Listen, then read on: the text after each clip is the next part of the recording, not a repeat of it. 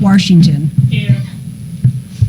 We have a quorum. We will be hearing 8 bills today. Senator Crawford, if you're ready, you may proceed with Senate Bill 102. We are going to allow 3 minutes testimony, so we will be timing you up here. Try not to repeat yourself when it's time to give testimony. And we will alternate 4 against, 4 against, 4 against. Senator Crawford, if you are ready, you may proceed. Thank you, Madam Chair, members of the committee. For the record, Sandy Crawford, District 28. Thanks for the opportunity to be before you this afternoon to present Senate Bill 102. It does one thing. It requires that you must be a registered Missouri voter to collect signatures for an initiative petition. I think it only makes sense that Missourians are involved in the process to change Missouri law. I think you're going to hear some testimony that would indicate that this is unconstitutional, but we are working on some language that I think will address that, and I'm happy to take any questions. We will begin with in support. Let me back up a second, if you don't mind. Do we have any questions from the committee? Senator Washington. Hi, I feel bad because I haven't been able to make it to committee. Well, you know what? We'll forgive you. Do we have some sort of proof that there are non-Missouri registered voters that have been doing this? It's my understanding. I don't know that we have valid proof, but I do believe it is happening. Okay. Well, we don't have anyone we've proven that they've done that. I don't have personal proof, no. Okay. I'm sorry. And so the reason would be, your main reason would be because Missourians should be involved in this? I think only Missourians should be involved in the process to change Missouri law. So what about the people that it affects them? They are not maybe Missouri residents, but they work in our state, they pay taxes in our state, they shop in our state. Well, they still can't vote in the state, and so I don't know. It's just personal preference. I just think Missourians need to be the ones that are in the process, that are involved in the process. Okay, thank you. Any other questions from members of the committee? Seeing none, we will begin with our first witness, 4 in support.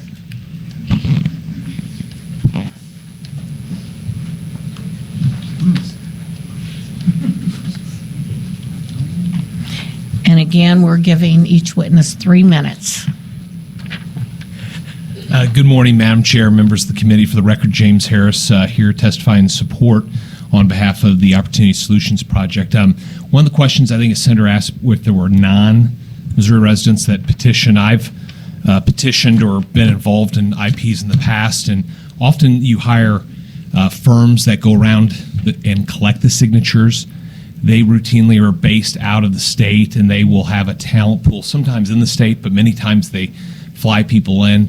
I remember on an IP I did about 6 years ago, I think we had 30 to 50 people from California that flew in as part of the petition process because there are people that are kind of professionals at this, and they have a higher rate of signature collection than maybe someone that's newer to the profession. And with that, I'm happy to answer any questions. Any questions from the committee? Yes. Senator Washington. Thank you. Who's Opportunity Solutions Project? Based out of Naples, Florida. It's a nonprofit organization in about 34 states working on policy changes, and this has been one they've been working on. Can you explain the irony of you coming to us from somebody out of state to tell Missourians that only Missourians can do this? I would say, Senator, there's just about every contract lobbyist in this building has clients that are based outside the state. I probably have about 15 that are based outside the state. But every contract lobbyist isn't trying to affect the way Missourians make laws.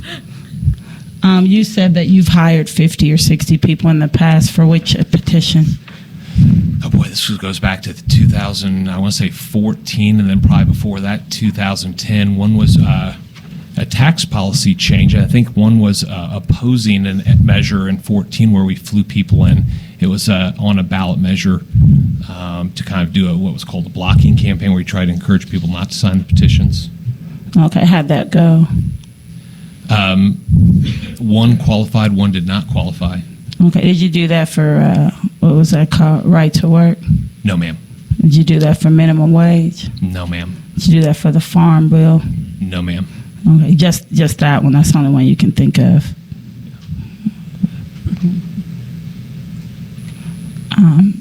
So you said you didn't do it for minimum wage? I've never been involved in that. Okay, thank you.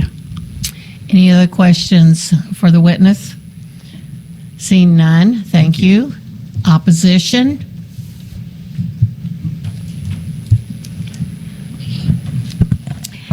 Good afternoon, Madam Chairwoman, members of the committee. My name is Denise Lieberman. I'm the Director and General Counsel of the Missouri Voter Protection Coalition. We're Missouri's nonpartisan state voting rights table. We work to protect the freedom to vote in Missouri, comprised of approximately 60 affiliated organizations. We're here to testify in opposition to Senate Bill 102 on grounds that a provision requiring petition circulators to be registered voters is unconstitutional. And I appreciate your recognition of that fact, Senator Crawford, but I'm not sure. I'll reserve judgment until we see an amended bill, but I'm not sure that there's any way this bill can be rewritten to be constitutional. And let me be perfectly clear. This is from the United States Supreme Court. The United States Supreme Court, as far back in 1999, in a case called Buckley, specifically struck down as unconstitutional a requirement that petition circulators be registered voters. In doing so, the court said that a requirement that solicitors be registered voters decreases the pool of potential circulators in violation of the First Amendment of the United States. This measure here would reject approximately 300,000 voting eligible Missourians who are not registered to vote, who would be removed from the pool of eligible circulators. Now, based on this reasoning, Missouri courts have also concluded that a registered voter requirement can be unconstitutional for the same reasons. On November 4th, for example, in Cole County Circuit Court, Judge John Beadham struck down a registered voter requirement to be voter registration solicitors on the same arguments that were raised in Buckley, saying that that would mute speech and expressive activity in violation of the Missouri Constitution, which has been found to be at least as strong, if not stronger, than the United States Constitution. I've provided additional information about these cases and some of the reasoning of the court in our written testimony, which I'll be happy to leave you with. But as it stands now, this measure is unconstitutional and could not be enacted in the state of Missouri. Thank you. Any questions? Senator Washington? Real quick question. Thank you for being here. Thank you, Mr. Harris, also for being here. But he's always here. The Senator has that it must be a registered voter, and you mentioned 300,000 or so Missourians who are not registered voters. So what is the law? I haven't read the Buckley case or the Missouri Supreme Court case just about if she restricted it to making sure it's a Missouri resident. That, too, is likely unconstitutional. In just a month ago, in January, a federal court struck down a residency requirement for petition circulators in South Dakota. And there was a case that struck down the entire law. There was a second case that got folded into it that was brought by the League of Women Voters of South Dakota, specifically challenging a residency requirement. So even that is going to suffer from the same constitutional flaws. And the idea is that while, of course, you have to be a registered voter and a citizen of the state to vote, your right to free speech is not dependent on your status as a registered voter or on your status as a resident of the state. And the courts have found that the citizen initiative process is where free speech thrives, and that is where the First Amendment's protection, according to the court, is at its zenith. And so anything that would reduce the pool of petition circulators in their ability to speak and talk about the issues, all of us have that right here in Missouri, and that would be unconstitutional. Certainly they cannot vote on those issues, but we cannot unduly restrict their ability to speak about those issues. And so those states where maybe they have, even though the court has said that, and there could be a state that is enforcing what Senator Crawford has put forward, how do you find out whether those people are actually registered voters when they're asking you to sign a petition? People who are signing a petition have to be registered voters. Right, but so if I'm a signature collector, who's the enforcement to make sure that if this were to go into effect, who would do that? I think that's very unclear, and that's precisely why this would have a chilling effect on the right of free speech in Missouri, restricting the ability of Missourians to go out and talk to fellow Missourians about issues that are confronting them. Thank you. Any other questions for the witness? Seeing none, make sure you fill out a witness form. Where do you want these? Just right here? There, yes. Thank you. Any witness for Senate Bill 102? All right. Thank you, Madam Chairman, members of the committee. Ben Travlos with Missouri Farm Bureau would like to go on record in support of this legislation. Our members share Senator Crawford's concerns of out-of-state interest coming in and working the initiative petition process. In fact, we even have member-adopted policy that almost directly aligns with this bill's intent, saying we support requiring signature gatherers to be registered Missouri voters. So again, that's a policy position of Missouri Farm Bureau members that I wanted to share with the committee. That I'd love to answer any questions. Senator Washington. Hi, you know my name for you. So our college students and our high school students that want to be involved in the process, this would eliminate them if they're not registered, correct? That'd be my understanding. So we would basically be stifling our high school and younger persons from being involved in the process, which could possibly turn them off from wanting to vote ever, right? I see your point there, Senator. Yes, I do see your point there. But again, I did want to share where Missouri Farm Bureau members' member-adopted policy stood on this matter. Do you know if they were there in, I think it was 2014 or whatever the year was when we adopted the right to farm through initiative petition? Mm-hmm. And that was put forth by the legislature, is my understanding. Okay, thank you. Any other questions? Senator Coleman. Thank you, Madam Chair. Just to clarify, Senator Crawford's bill does not change the age. Is that correct? It just changes whether you're already a registered voter. You're already required under statute to be age 18. Mm-hmm. Thank you. Correct. Any other questions for the witness? Seeing none, thank you. Thank you. In opposition?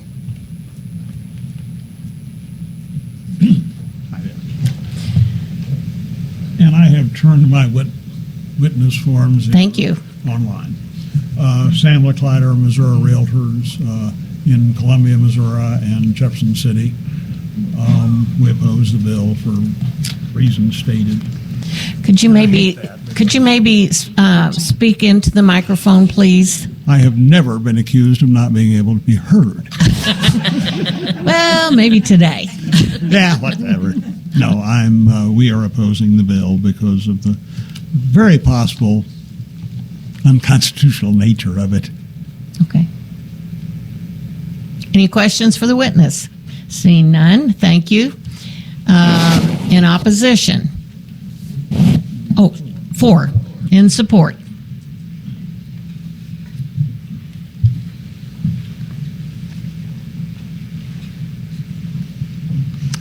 Madam Chairman, members of the committee, my name is Patty Skane. I'm a registered lobbyist for Missouri Right to Life. We are here in support of Senate Bill 102.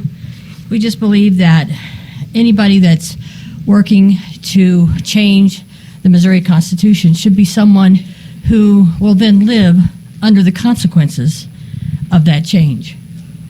And we do believe that there have been efforts to put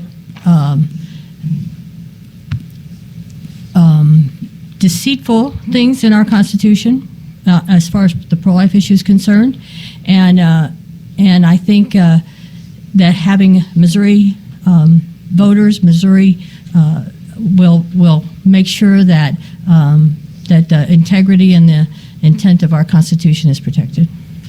Thank you. Any questions?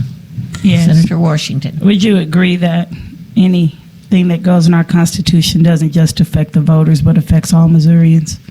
Sure. And that there are some I don't know, like in my district who just got here because they're refugees who aren't yet allowed to vote, but it would still affect them, any laws that we pass, correct? That is true. So is that the best way to welcome them to America, is to tell them that they can't do something as simple as get a signature? Maybe not. Thank you. Hopefully, we can welcome them some other way. Any other questions for the witness? Seeing none, thank you. In opposition?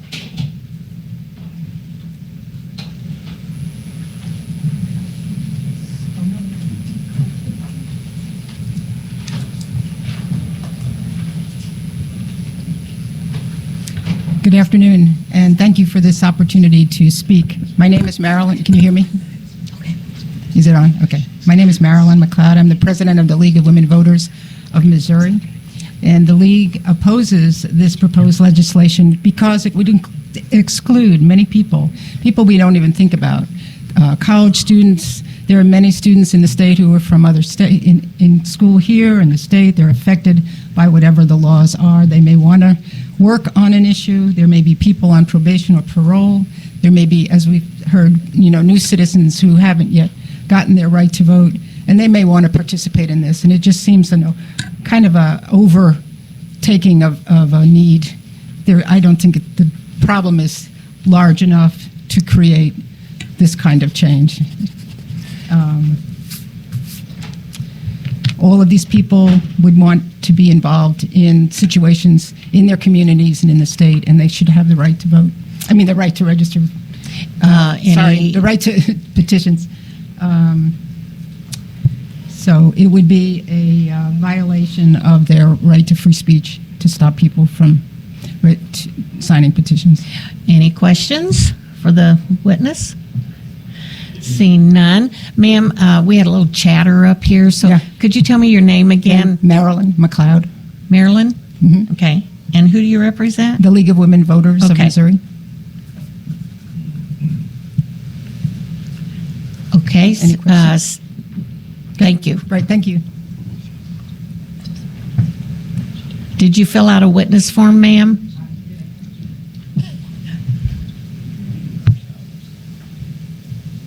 Thank you.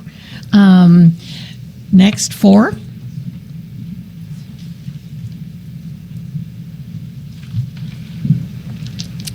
I am Lisa Panette, and I'm so appreciative that you actually brought this forth. I want to say this is happening. I have a personal experience. I actually have video of this, oddly enough. So when you were talking about it, I said I have to speak because I have a video where 2 people from out of the state, they were from Illinois, they were actually bringing forth a petition to get rid of a council member, and they had actually stated to me and other people that it was for body cameras for the police.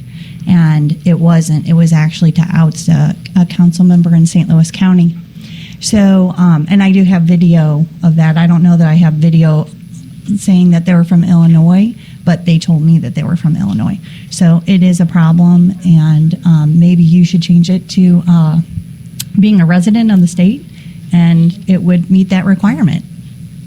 Thank you. Any questions for the witness? Seeing none, please fill out a witness form. And next, against. Madam Chair, members of the committee, my name is Ron Berry. I'm a registered lobbyist here today on behalf of Jobs and Justice Voter Action. We just want to go on the record in opposition. We believe that the buck we face, and it's a free speech issue. Thank you. Thank you. Any questions? Can you tell me? Sorry. Senator Carter. Yeah, thank you. Sorry. Can you tell me who you represent again? Jobs with Justice Voter Action. Thank you. Thank you. Next, in support of the bill?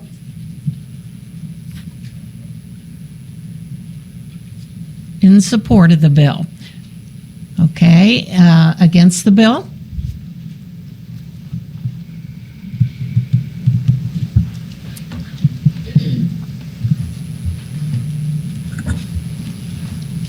Madam Chair, members of the committee, Jeanette Mott Oxford. I'm now working with Paraquad, which is one of the larger independent living centers in the state.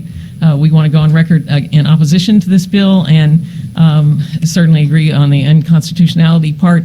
and also with a lot of my remarks mirror what Senator Washington said, and that many of us do live regional lives where somebody in East St. Louis may work in St. Louis, Missouri. Somebody in Kansas City, Kansas may work in Kansas City, Missouri. People from Blytheville, Arkansas may work in the Boot Heel. So we do live regional lives, and policies affect all of us.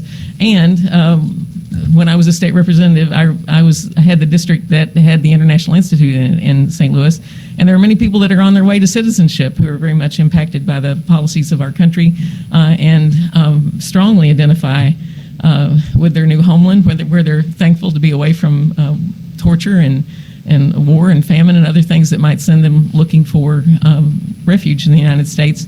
And for them to be involved in a petition initiative just makes sense as a way to participate in the community life.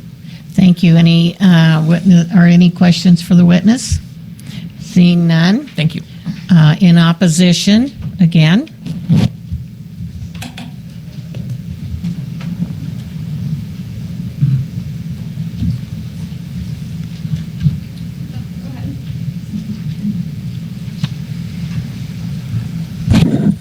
Thank you, Madam Chair. I'm going to offer some hesitant opposition. My name is Ron Calzone. I want to shed just a little different light on this issue. First of all, absolutely it's occurring. We're talking about with respect to initiative petitions to amend the Missouri Constitution. It's by design. I would like you to think about the First Amendment rights of a different party involved in the process, though. It's really not about protecting the First Amendment rights of the circulator as much as it is the petition proponent. The petition proponent is someone who puts forth a petition. They currently have to, by state law, be a Missouri citizen. They are utilizing petition circulators, whether they're from Missouri or from outside of Missouri, to exercise their rights, just much like you might if you hire somebody to print a brochure for your campaign, or somebody that does a voiceover for a radio ad or for a TV ad. They don't have to be residents of Missouri or citizens of Missouri. So I would just suggest that you look at protecting the rights of the petition's proponent, not just necessarily the circulator. That said, yes, we do want to do what the senator's trying to do and reduce the outside influence in trying to amend the Missouri Constitution.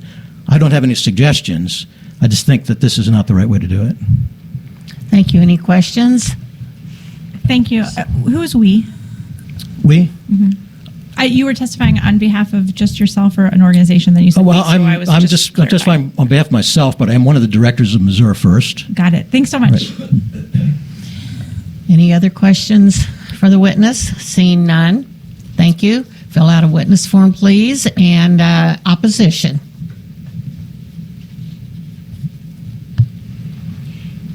Thank you so much, Madam Chairwoman and other members of the committee. My name is Ashton Keenel. I'm an organizer representing the Sierra Club Missouri chapter today. I'm here to put on the record that the Sierra Club, thank you, Sierra Club Missouri chapter is in opposition of Senate Bill 102. Like many of the reasons Denise Lieberman and Jeanette Matt Oxford just laid out, we think that Senate Bill 102 creates additional barriers for volunteers and would be infringing on their free expression and right to associate.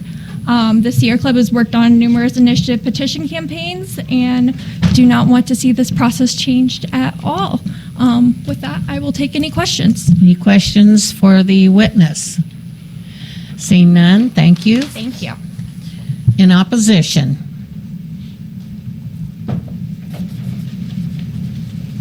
Thank you, Madam Chairwoman and members of the committee, for the opportunity to testify. My name is Elizabeth Franklin, a Missouri native living up near the Plattsburgh area. I do not support this bill, and with due respect, I'm testifying in opposition. I will not speak to the constitutionality because I am not an attorney. I am a veteran of the U.S. Army, and simply the notion to require individuals circulating petitions to be registered voters of the state of Missouri excludes non-resident, active duty members, spouses, and dependents. And those folks may want to return to Missouri to live after they retire or depart the service. I was a little concerned because I wondered if this bill was meant to send a message to the military that while serving in our state, you are not welcome to join one of Missouri's purest forms of democratic participation? I hope not. Thank you for the opportunity. That's all I have, subject to questions. Any questions for the witness? Senator Washington. Thank you for your service. I'm throwing a bunch of stuff on the senator that she has not agreed to. I just want to point that out. But if she were to exclude veterans, would that make the bill something that you would be in support of, ma'am? No, Okay, thank you. because I have heard, I'm sorry. No, go I'm ahead. sorry. I have heard other groups here that are, I think, relevant as well. But as a veteran, I can speak to having been assigned to numerous installations around this country, and that does become home. And you choose where you want to live when you depart the service. Yes, ma'am. Thank you. And again, thank you for your service. Thank you. Any other questions for the witness? Seeing none. Fill out a witness form, please. Against?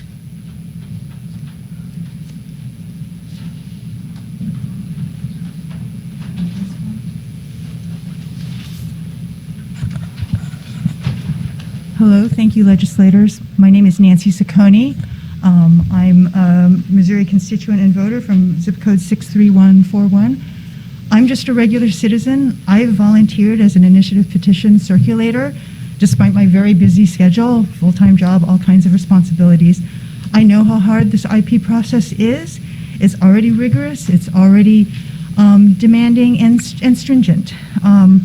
Every day, people like me end up devoting many hours towards canvassing, and I feel that this bill callously is attempting to restrict the ways in which the people's voice can be heard in a way that harms Missouri voters and is not democratic. As others have pointed out, it's already true that only registered Missouri voters can sign petitions. That, I believe, in my opinion, is how it should be.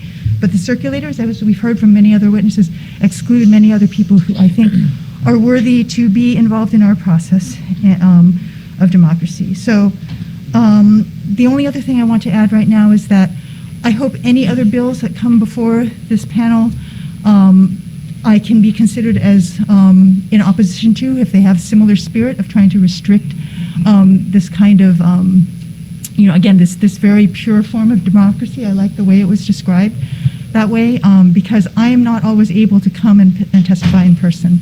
So I'm here today because it worked out, and thank you for listening. Any questions for the witness? Seeing none. Opposition?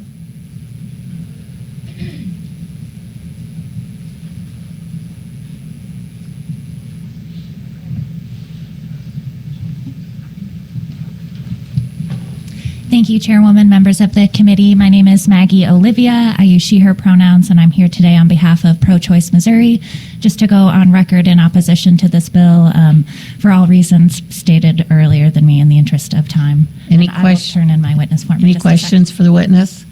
Thank you. Seeing none. Opposition? Opposition. Informational purposes only. Senator, do you have any closing comments? None other than what I stated at first, and that's that we're working on some language that I think will clean this up a little bit, and I thank you for hearing the bill today. Okay, thank you. Next up, we have Senator Hough. Senator Hough. Okay, he's not in the room right now. Senator Koenig.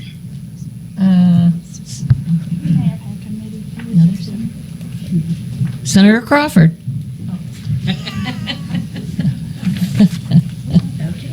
We got some that aren't here. Yeah.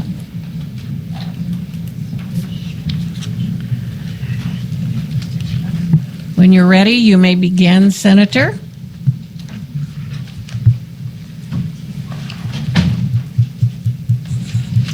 I should have just stayed down here. Yes. Okay, and this is SJR10, correct? Yes. All right, just want to make that comment. Thanks for the opportunity again to present this SJR. SJR10 is dealing with the initiative petition process, and the Missouri Constitution has been changed 55 times in the past 30 years. 9 out of the 15 initiative constitutional amendments have passed with at least 60% of the vote. 13 states require a simple majority. 24 states have no process for the citizen initiative petition process. And as we all know, it is a rigorous process. But what SJR10 does is it requires you to be a U.S. citizen, a resident of Missouri, and to be registered in the state of Missouri in order to sign an initiative petition.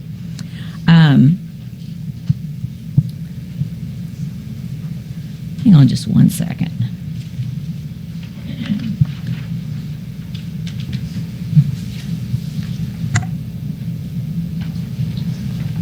I had the wrong notes here. With that, I'll just leave it at that, and I'll be happy to answer any questions. Any questions from the committee? Senator Washington? Senator Crawford? Yes. Is this possibly a bill that is seeking to add public comment, a public comment period when initiative petitions are filed? Yes, and I was just looking at my notes, and I think I grabbed the wrong notes to go with the initiative petition bill that I had. Let me look through here real quick. Sorry.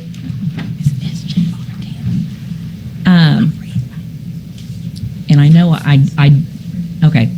I'm reading it. I apologize. So current law requires that the constitutional amendments passed by a simple majority. This would change all, which would require all constitutional amendments that impose an increase in taxes or fees or obligate the state to appropriate $10 million or more adjusted for inflation in a single year or aggregate over 5 years that would require a 60% vote for a constitutional amendment, whether it be offered by the General Assembly or the initiative petition process. Sorry, that was the part I was trying to get to. All other constitutional amendments, whether offered by the General Assembly or the initiative petition process, would remain at 50%. And yes, it does add a review and comment period. Sorry, I got flustered there for a second and didn't read all the way down through my notes. I just wanted you to be on your right bill. Oh, well, I've got it. Thank you. I just started reading this and I'm like, have I got the right thing here? But I did. I just hadn't gone down far enough. So yes, you're correct. Okay. I just have a couple quick questions. Yes. One, I would say that the public comment period obviously is something that we probably should have so we can get the voices and the input of all of our citizens. But you have that they can do this comment on the initiative petitions 15 days before the election. Does that conflict at all with the printing of the ballots? I would have to check that out. We had this same bill last year, and nobody brought that to my attention. So I'm not sure. Okay, and I apologize because I know 15 days is really short. I know, you'd have to take your name off of a ballot well before that ballots are printed. And if there was something to happen that was brought up that the petition needed to come off of the ballot, then 15 days wouldn't be enough. And like I said, we had this same bill or resolution last year. Nobody brought that to my attention, or at least I don't remember or recall that they did. Okay, and why the difference between the 50 and the 60? Basically, we've had things that have passed that have passed by initiative petition in the past that have obligated the state to expend money, but they did not offer a way to pay for that. And so that's the difference. It's the things that would cost that high dollar amount. That's where the break is made. That's between the 50 and the 60. Everything else would remain at 50. Just those higher costing items would be at 60. Okay, now I have another quick question. I'm sorry, Ms. Chair. And I'll admit I haven't thoroughly gone through this, but your response just now, how would that change mandating the spending in a bill if all we're doing is raising the level of the percentage that's needed to pass, but not the effect of an amendment that is going to cost us money? I think just in general, it will make people think about, in order for us to have to expend that money, I think it maybe will make people think about that. We're going to have more people buy in as far as that goes. I just think it puts a burden on the state itself if we have a lot of things mandated to us that we didn't really have any input in, or we have to scrape up the funds somewhere. So, Okay, thank you. Any other questions for the bill handler? Seeing none. In support. Any witnesses in support of the bill? You have 3 minutes, and please fill out a witness form.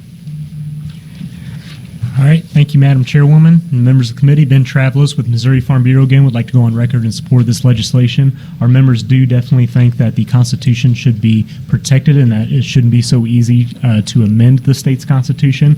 I would say that we would like to see it expanded beyond the scope of what this would make the 60% threshold for. There are other issues that we believe could be brought to the ballot that we would like to see also at that 60% or even higher threshold, to be perfectly honest, but do still want to support the bill in its current form.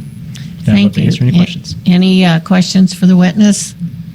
Seeing none, fill out a witness form, please. Against the bill? We're going to go 4 against, 4 against. Good afternoon. Denise Lieberman for the Missouri Voter Protection Coalition, here to testify in opposition to SJR10. This measure would increase the threshold for passage of proposed constitutional amendments to 60%, but only those that would increase taxes or appropriate more than $10 million of state funds. Other proposals would be left at a 50% threshold. And this is among more than a dozen bills that would increase the threshold for passage of certain kinds of citizen initiative proposals, and we're opposed to all of those on grounds that it undermines the will of the majority of Missourians. If a majority of Missourians vote to approve a proposed amendment, it should pass. But secondly, this one adds a confusing 2-tiered threshold process, right? By creating a system whereby on the very same ballot, one measure might pass with a majority, as is currently the case, and the very next measure would require a near supermajority threshold. That creation of a 2-tiered threshold process is confusing. Finally, we also believe this violates single subject. It adds a confusing citizenship requirement to vote. Of course, citizenship is already required to be eligible to register to vote in the state of Missouri, and voter qualifications are not part of the same part of the Constitution as IP. Any questions from the committee? Seeing none, thank you. Next, in support. In support.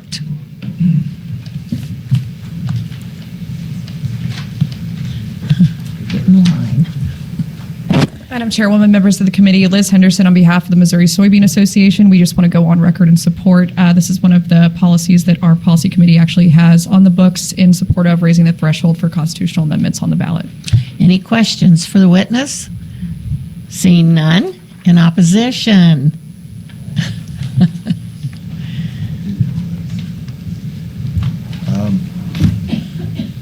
Like Denise, 2 speakers before me, I thank you for having me, and I'm against all of these programs that would change the initiative petition process. And your name is? I'm going to get to that. Okay. My name is Fred Steinbach. I'm the former mayor of Chesterfield, Missouri, a proud Republican, and I served as finance director for former Governor John D. Ashcroft. I oppose all of these bills and this legislature's efforts to make it harder for Missourians to exercise their constitutional freedom of the citizen initiative process. In 1992, my former associate John Ashcroft vetoed similar attacks on the process. Those attacks were proposed by the then Democrat majority, who were upset that the conservatives had used the citizen initiative process to pass the Hancock Amendment with only 55% of the vote.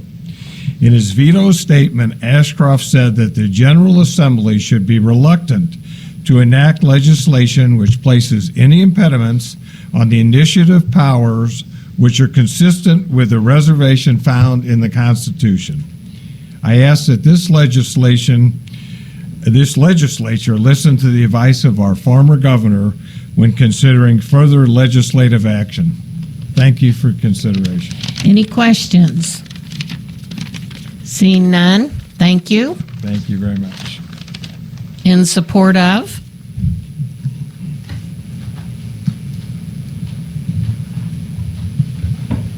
Good afternoon, members of the committee. My name is Philip Arnzen with the Missouri Chamber of Commerce and Industry. We'd like to go on the record in support of SJR10. Our policy is to support any legislation that could raise the threshold to 60% or more to pass a constitutional amendment. As some of the other witnesses in favor have stated, we believe some of those are getting a little bit cumbersome, and we believe the legislative process is a better place to vet complex policy. Any questions for the witness? Seeing none. Thank you. Thank you. Against?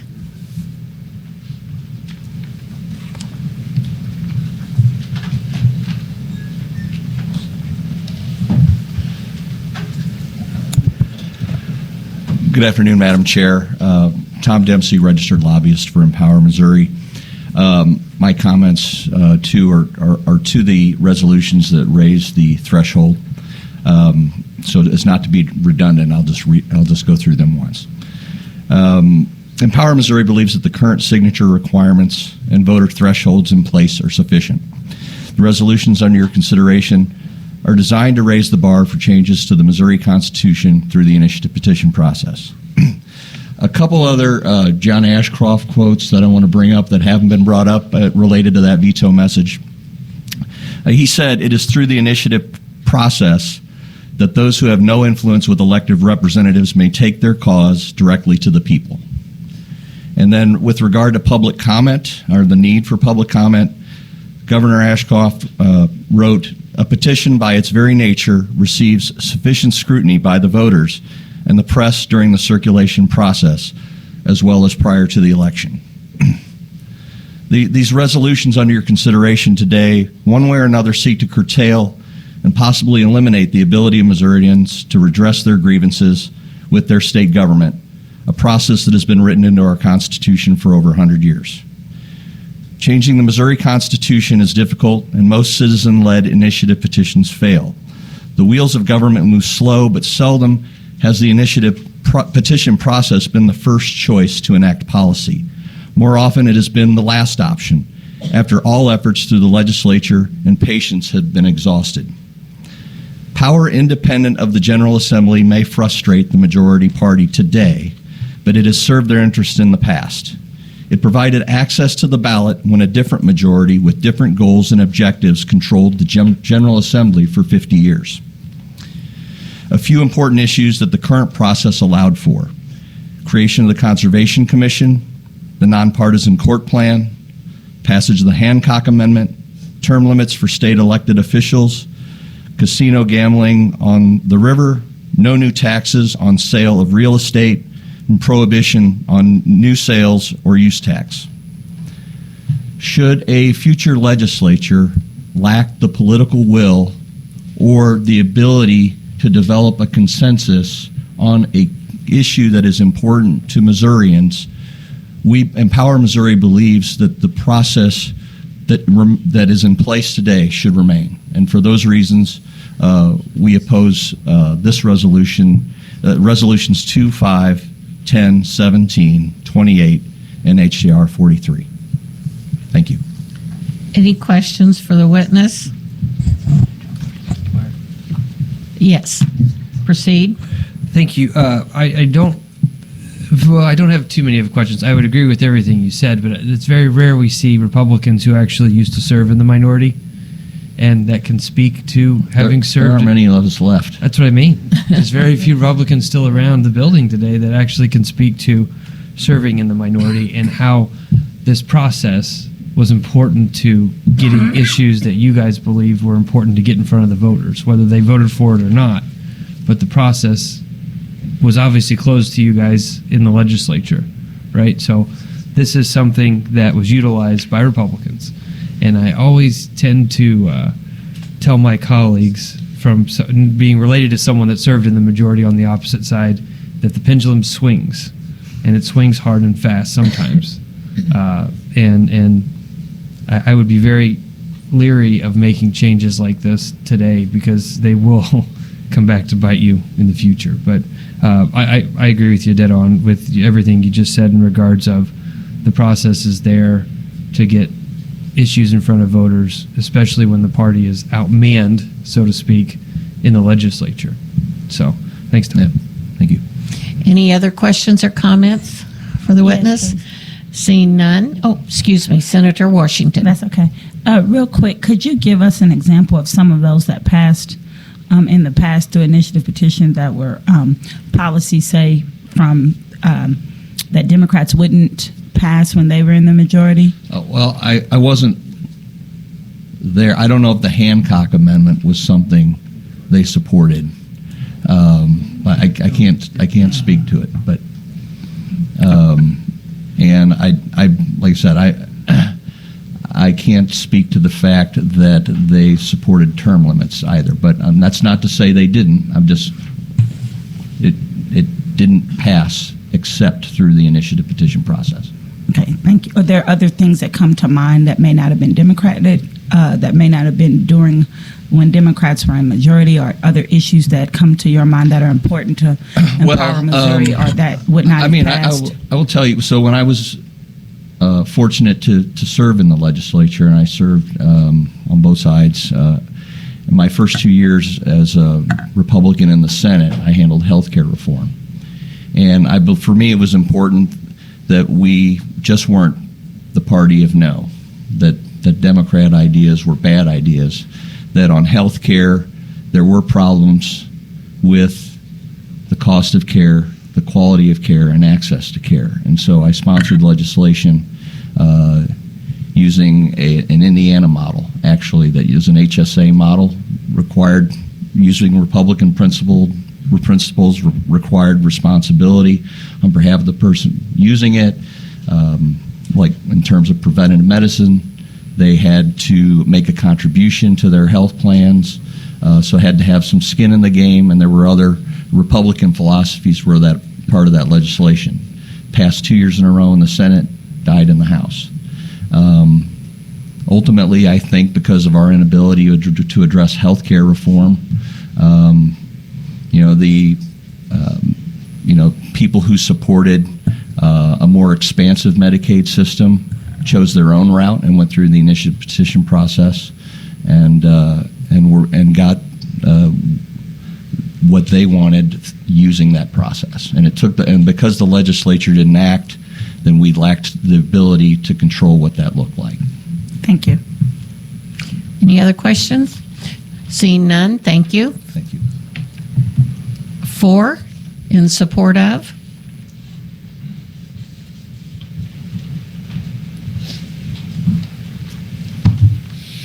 Again, Madam Chair, members of the committee, for the record, James Harris, on behalf of Opportunity Solution Project, to testify in support of what I think is kind of a reasonable measure, right?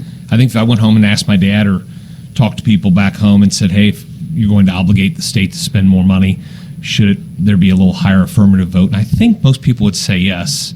And the one thing I want to mention, the beauty about this is, unlike the IP, you all are actually having a public discussion about this. And then if it can make its way through the very difficult legislative process, it doesn't become law. It goes to the people. And to the opponents here that have said, this is awful, well, if they think their authority is being taken away, they'll probably vote no. But if they think the Constitution's something that should be a little protected, maybe not held to a higher standard than statute, they might vote yes. But either way, the people have spoken. That's a good thing. If I can add one last thing before the senator asked me a question. She's way too young, and I'm getting older, so I sometimes forget things. The 2 ballot measures. What? Older than you. I tease. It was a 2014 sales tax on cigarettes that I worked on that we qualified for the ballot. The other was in 2010. It was a measure on changing potentially the court plan that we use the same petition company as the Missouri Realtors. They qualified, we didn't, where they were using some out-of-state California petitioners. And with that, I'm happy to answer any questions. Any questions for the witness? Yeah, I have to. That's our game. So you said if you went back home, and so one of the things I actually like about this is the public comment part. Senator. But I will say that even though it has not necessarily been required, many of the initiative petitions that have passed recently have actually had public comment throughout the state. So when you say if you go back home and talk to people, they would understand that. Besides you going back home, where is home again? Washington, Missouri. Okay. Do you go to places like St. Louis City or the Douglas area of Columbia or the east side of Kansas City? Or Between work and having 3 kids, I really don't get out nearly as much as I used to. I wish I had more time to do that. Back in college, yes. I would say lately, last 5 or 6 years now. Okay, and I think that's a reason for having some public comment, because it represents all of Missourians, not just those that we are most familiar with. Absolutely. Because those that are in my district would certainly be different than yours or senators. Those in my family's district might have similar comments to Senator Crawford's district, both being rural. So I think that we need to be careful when we say what's going to happen back home when we only go home and live in our own bubbles. Thank you. Any other questions? Yes, Senator. Thank you. I'll try to be brief. Is there anything else we do or the state does or anything like that that requires a higher threshold than a majority? Do we know that? First, I'll say I really like your tie, more so than you. your colleagues in the back window. I mean, that one's super sweet. Not that I'm aware of. I mean, there's some local sales tax or school bonding things where it's sometimes like a 4/7. It's a slightly above 50%, but that's the only thing I can think of. I think there's some council stuff, like if you get a 50% in the first, you don't have to do the runoff maybe or something. But there is no other. I couldn't think of anything. I just wanted to make sure that that's the case. And wouldn't you say that a lot of this comes from the fact of when I was in the House years ago, the puppy mill legislation happened and they did it through statute, but it went to the ballot and people voted for it. And I don't know where anyone's at on any of that stuff, but I can tell you there were massive flaws in what they were trying to do. I don't think it was their heart was in the wrong place. I just thought it was put together pretty poorly. And and I think that I was on the floor when Democrats and Republicans both together found a lot of flaws in it, and so the legislature changed it to make it actually work. And then after that, anybody that was going to propose anything said, well, we don't want the legislature to tinker with it, and they started doing constitutional amendments. I mean, that would be what I would argue, that not only do they not want to get something passed, the whole point is they don't want the legislature tinkering with it after the fact, which is why they all go to a constitutional thing. I would agree with that. Okay, thank you. Any other questions from the committee? Seeing none, thank you. Thank you. Against?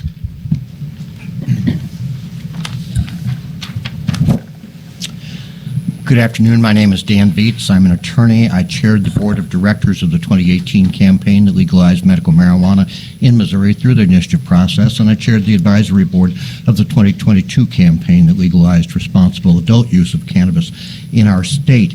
I can tell you that it is very difficult and very expensive under the current rules to put any measure before the voters of our state. Some people have criticized the process for that reason, but the solution is not to make it even more difficult and even more expensive to do that. The initiative process is an important part of the system of checks and balances in our state government. It has served us well for more than a century. The point's been well made that it is not a partisan issue, that the pendulum does swing, and that the party which is not in the majority in the legislature often turns to the initiative process, and is not a single party issue by any means. If we seek to reduce the influence of out-of-state money on policy making in our state, we should pass a measure that would eliminate out-of-state contributions to legislative campaigns. There's far more out-of-state money going into legislative campaigns, far more influence on Missouri policy through legislative campaigns than through the initiative process. The fact also is that those who seek to increase the percentage of the vote required to amend our Constitution if they are to be consistent, if they are to claim principle, should require that same vote in this issue. In other words, if this measure is going to pass, it should require 60% of the votes to pass it, and that could easily be amended into the body of the measure. To pass it by a simple majority would be hypocritical. It would be inconsistent with the whole purpose of the measure. And I'm speaking not only to this one, but to others that come before this committee this afternoon. The fact is that the legislature has initiated far more constitutional amendments than have the people through the initiative process over the past several decades. The system works well. It should be allowed to continue working. I'll be glad to respond to questions. Any questions for the witness? Senator Washington? How much did it cost for the Amendment 3 initiative petition process? Well, I believe it was in the neighborhood of $7 million altogether, the entire campaign. Okay, did y'all have money from out of state? I'm just asking. There was some money from out of state, as there But was you had a every lot campaign. of Missouri money? Absolutely. And you are one of the initiative petition that during that process you did have hearing sessions or listening sessions throughout the state? Well, yes, we held public hearings in many locations throughout the state. We were happy to have public discussion of the issues. Okay, thank you. Any other questions for the witness? Seeing none. In support? Seeing none. Oh, did I miss somebody? Okay. Opposition. Maggie Olivia again, just to go on record in opposition to this bill and the rest of the bills on the calendar for this hearing for pro-choice Missouri. Thank you. Thank you. In opposition, Jeanette? Madam Chair and members of the committee, Jeanette Mott Oxford from Paraquad, going on record in opposition for many of the reasons that have been named. I would like to offer an example that maybe would help you feel sort of like what the people feel on this matter, which is our General Assembly has frequently cut taxes in Missouri without taking it to a vote of the people where 60% of the people would have to approve of that. How would you like your ability to make decisions about that changed? It might, cause you to think a little bit about how it feels to be on our side as people trying to enact things by majority rule. And then the other thing is, I think that this thing where there isn't a public comment period, that something that's in statute is maybe being ignored, because I've actually participated in doing public comments on petition initiative language in the past.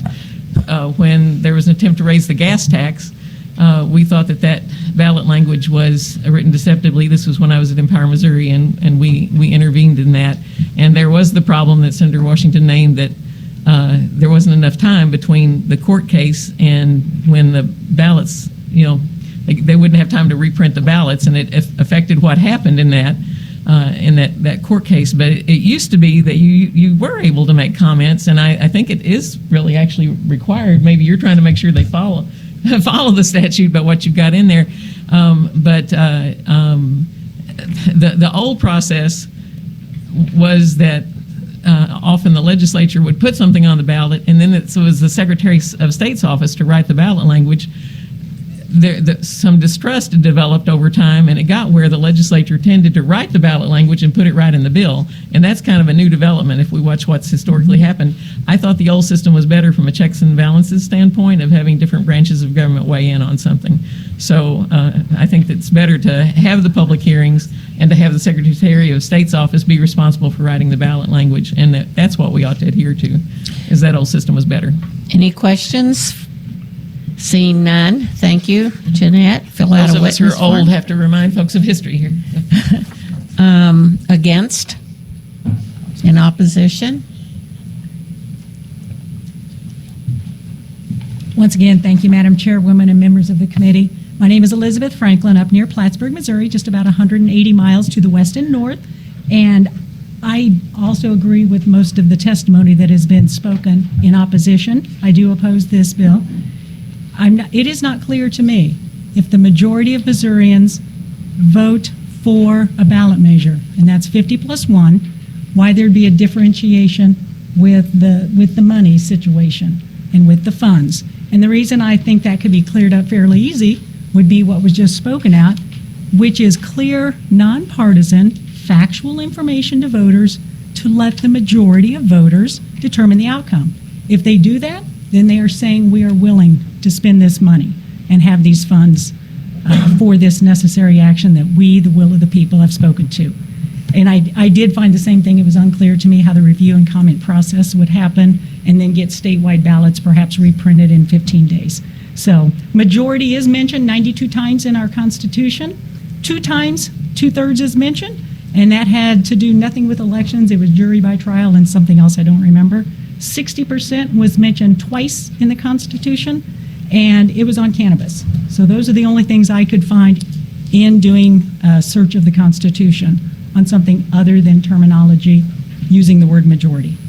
Thank you. for yours. Any questions? Seeing none. In opposition?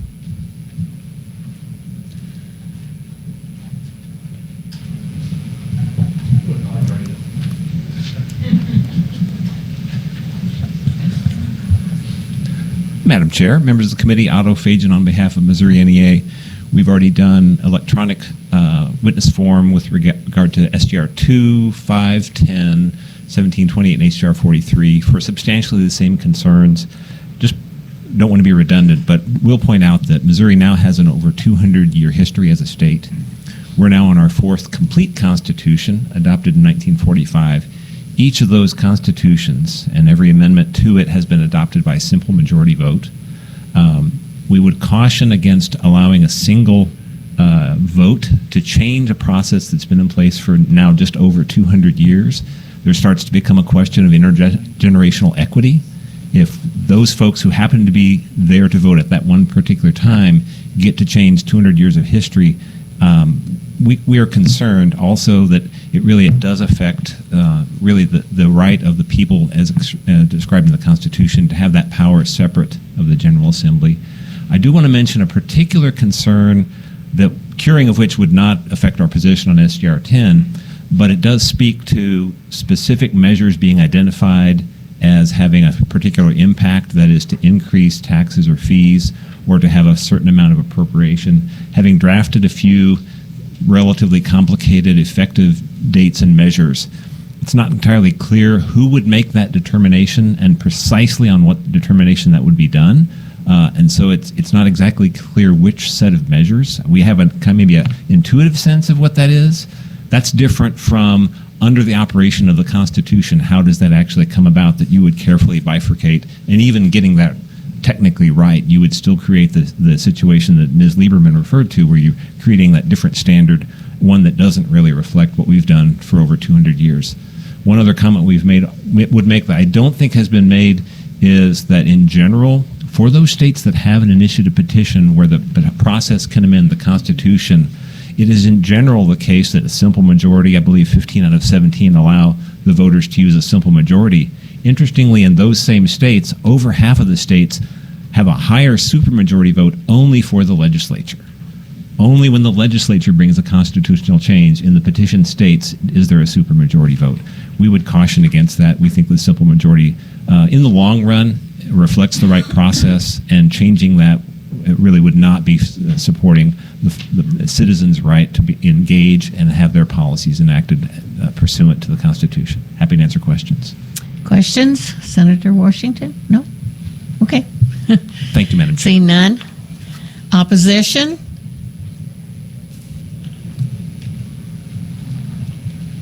Madam Chair, members of the committee, my name's Ron Berry. I'm here again for Jobs with Justice Voter Action. I'd like to just clarify a couple things.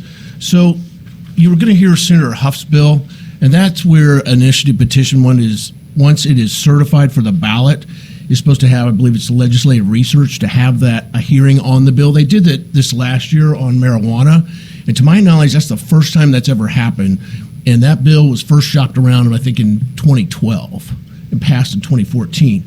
It doesn't, and at the time I was working for the Secretary of State's office, and one of the arguments that we were making against the bill was that it doesn't really do anything. And what I mean by that is it just allows, because the petition is already certified for the ballot. The signature has been certified, it's ready to go on the ballot. They can't take it off the ballot. So, and it's the same thing with this, in this provision here, where you would have the secretary go around to the different congressional districts. If somebody, it would give people in those different congressional districts an opportunity instead of having them come to Jefferson City. But again, it doesn't really do anything as affecting the ballot initiative on the ballot itself. You can't just take it off once it's certified. With regards to the change to the funding levels and the 60%, we're in opposition to that. We've seen this in other states, this exact same language in different states this last year, and I believe in all three it were defeated. And then the other thing that I would note is that you might have trouble if you have to raise, we haven't done this for quite some time, but if the state had to get a bond for some reason and put that before the people, that would be, I think that could have an adverse effect on bonding because you'd have to have that 60%. So, thank you. Any questions for the witness? Seeing none, thank you. Fill out a witness form, please. In opposition?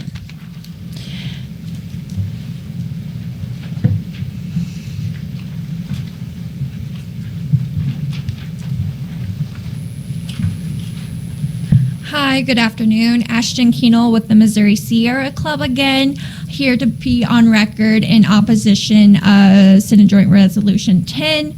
A little bit of background I forgot to mention earlier. The Sierra Club represents 8,000 dues-paying members across the state who advocate for conservation, environmental protection, social justice, and democracy issues through grassroots efforts. We believe that every voter should have all the tools to exert their constitutional right to be involved in our democracy. Missouri's 100-plus year constitutional right to utilize initiative petitions to bring policy to the people of the state is a historic treasure and allows voters across the political spectrum to participate in this process.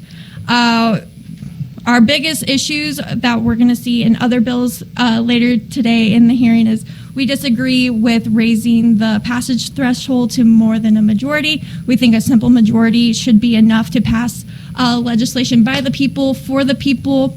The Sierra Club is also in opposition of language around only U.S. citizens being involved in the initiative petition process, as that is already something clearly stated within the Constitution and takes away from what we see is the big issue in these bills, which is making it harder to pass initiative petition processes. And yeah, I think that's it. Everything else has been said today. Any questions? Seeing none, thank you. Thanks. Opposition?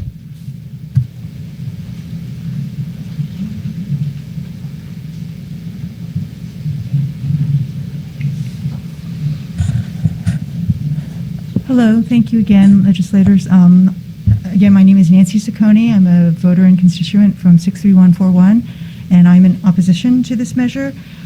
As I've mentioned before, I'm just a regular citizen. I volunteered as a initiative petition circulator, and many of us put in a lot of time that sometimes we can ill afford just to place these measures onto the ballot so that our voters have the opportunity to approve the measure with a majority of votes cast.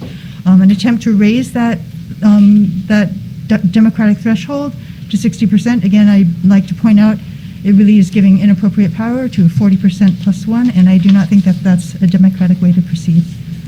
That's it for now. And again, I'd like to say that because I don't always have the time to come testify in person, any other measure that similarly tries to raise that threshold in a way that I think stands in the way of the will of the people and the will of the voters, I'd like to be sort of on record as also opposed to.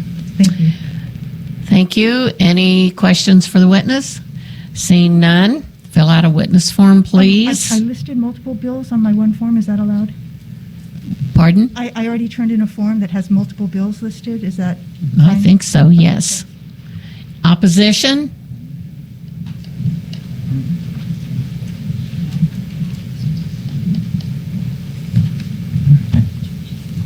Good afternoon, Madam Chair and members of the committee. My name is Jen Bernstein, and I am the Advocacy Manager at National Council of Jewish Women St. Louis. We represent 5,000 member supporters and volunteers throughout the state of Missouri and are focused on improving the lives of women, children, and families. And we would like to go on record in opposition to this bill and all of the rest of the bills on initiative petitions today. We just are against any barriers to democracy, and we feel that that's what these are doing. So, thank you. Any questions for the witness? Seeing none. Opposition?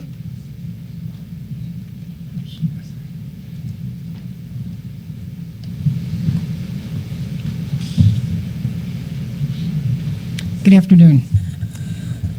Marilyn McLeod with the League of Women Voters of Missouri. Thank you for this opportunity to talk about this. And actually what I'll say is referring to SJR2, 5, 10, and SJR43. The League of Women Voters of Missouri is opposed to any changes to this initiative process that would make it more difficult. We believe a responsible government must be responsive to the will of the people. And as we've said, the citizen initiative process is the most direct form of voter participation. In 1913, if you'll pardon me for bringing up a little history, legislators at the time, who were all men, didn't believe that women really wanted the right to vote. There was a new process allowed, which was petitions, initiative petitions, and so the women in the Missouri suffragist movement used the new initiative petition process to get the question on the ballot, going through the very difficult process of traveling around the state, collecting signatures, thousands of signatures. This valuable and trusted process is not easy, and the citizens of Missouri have not abused it. In more than a century, only 29 of 70 citizen-initiated constitutional amendments have ever been approved. Many more proposed initiatives never get enough signatures to make it to the ballot.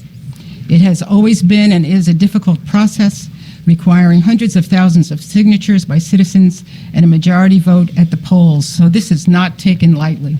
That is why the League of Women Voters of Missouri is opposed to any efforts by the General Assembly to make this process even more difficult.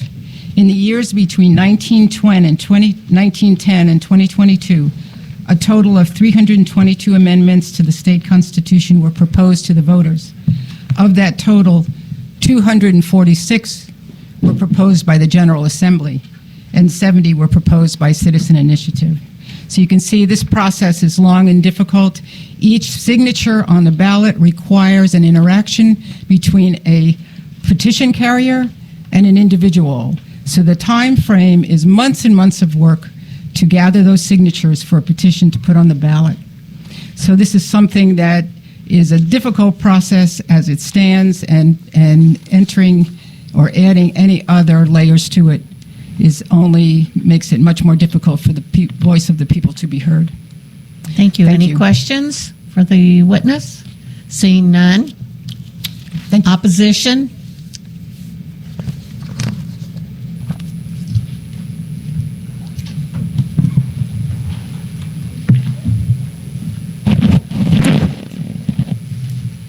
Daniel Romine, board member for Show Me Integrity. Yes. Salus Populus Primo Existo means allowing the will of the people to be law. Missouri's ballot initiative process and constitutional freedom we've enjoyed for centuries embodies the spirit of our state motto by enabling citizens to carry out a popular will and advance legislation priorities. This unique system of direct democracy is a beacon of Missouri's representative government and a respected established tradition. I oppose the legislation, but I'd also like to add the people, I use direct democracy, and I've heard a lot of people say pure democracy, and there are, I'm employed 5 times, or several times, but 5 of them were foreign, and there are a lot of states out there, the republics that don't have direct democracy ability. China, Iran especially, right? But Missouri, it's better than just direct democracy. We have what some people call pure democracy, and that's the simple majority, that 50%. You ruin that. You really are changing something that you're doing because you're demonizing by protecting our the Constitution, you're demonizing a portion of it that makes it that pure democracy. And I'll put on this one. Any questions? Yes, we have a question. Senator Koenig. For the U.S. Constitution, would you prefer that direct democracy to change the U.S. Constitution? I really, my family is not that well versed on federal politics. The federal politics of Europe are strenuous, but our state's different than America. It's different than the others. So what you're saying, it might be good to have direct democracy for Missouri, but you have no position, or it could be bad at the federal level. I think you are touching on the part of what federalization does. There's people are so much different in other parts of the world and the country that aren't related to what we do here in Missouri, and I think that. Thank you. No further questions. Sir, what's your name again? Daniel Roman. Okay. Thank you. Any other questions? Okay, seeing none. Opposition? Do we have anyone for informational purposes only? Seeing none. Senator, do you have some closing comments? Yes, I do. Thank you all for your comments. And Senator Koenig, I think what you were getting at is if you compare the Missouri Constitution to the U.S. Constitution, it is a disgrace what we have done in our state. I don't think our forefathers really thought that's what our Constitution was going to look like. And while I'm not necessarily tied to any specific bill, I think the fact that we've allowed our Constitution to be changed so many times rather than statutorily is a shame. And I appreciate you hearing the bill today. Thank you. And now we will hear from Senator Hough, Senate Bill 113. When you're ready, Senator, you may proceed. Thank you, Madam Chairwoman, members of the committee. Senator Lincoln Hough, representing the 30th Senatorial District of the City of Springfield. Before you today for your consideration, I appreciate you having a hearing on Senate Bill number 113. This simply removes the provision that I think actually a witness mentioned earlier in this hearing that requires the Joint Committee on Legislative Research to hold within 30 days a public hearing on a ballot measure that has already been certified by the Secretary of State's office. To my knowledge, we've only done this once in about the last several decades, and it really, I think, and I don't know who, I was listening to it in my office upstairs, I'm not exactly sure who said it, but essentially serves no purpose except that then all the testimony at that joint legislative hearing is archived in the Secretary of State's office. Happy to answer any questions. Any questions from the committee? Senator Washington. Are you opposed to public comment in general, or just that this committee has to have it? No, I'm not obviously not opposed to public comment in any way. This just seems like a unnecessary procedure that has to be held within 30 days in Jefferson City to take testimony on something that will be before the voters at a later date. Okay, thank you. Mm-hmm. Any other questions for the witness or for the bill handler? Seeing none, we will take those in support first. Anyone in support of the bill? Seeing none. Anybody in opposition?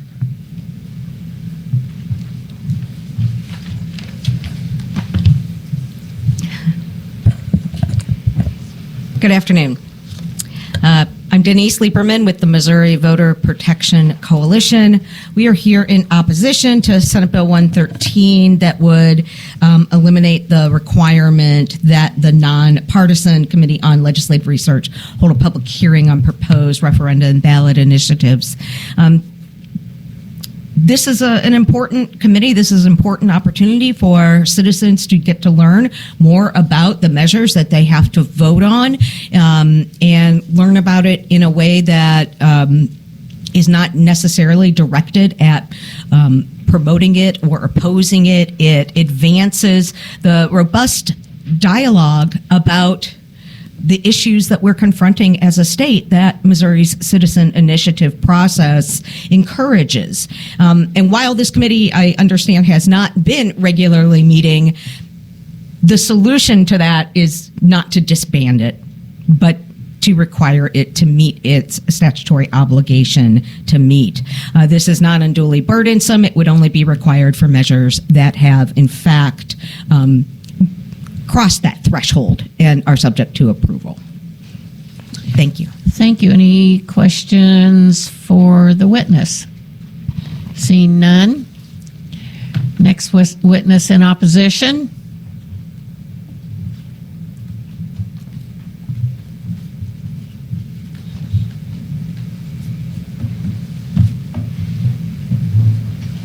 Jeanette Von Oxford from Paraquad. We'd like to go on record in opposition. We think that an educated and active citizenry is absolutely necessary to a healthy democracy, and that therefore the more public information made available, the better. And so skipping this step doesn't make any sense to us. I'd welcome your questions. Any questions? Seeing none. Opposition.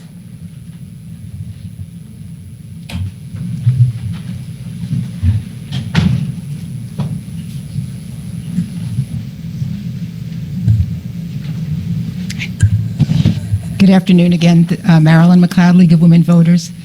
We are in opposition to this. The basis of democracy lies in the absolute necessity to have informed citizens. They should be provided with accurate information about their government and public policy issues so that they can make wise decisions with their vote. And in this regard, to have the text or information about initiative petitions on the ballot is a critical part of how they would know how to vote. The more information they can get, the more nonpartisan information they can get, the better pro-con information that they can get, the better their votes will be, and the better our democracy will be. So I in the name of the League of Women Voters, we oppose this bill, but actually hope that it would go the other way, that we'd find better ways to inform the citizens. Just having one hearing in Jefferson City, unless it's broadcast throughout the state, it doesn't do a whole lot. It's too bad that it hasn't been happening, but if it could even be improved upon and expanded to provide information to the public, would be a real benefit to the citizens. Thank you. Any questions? Seeing none. Opposition.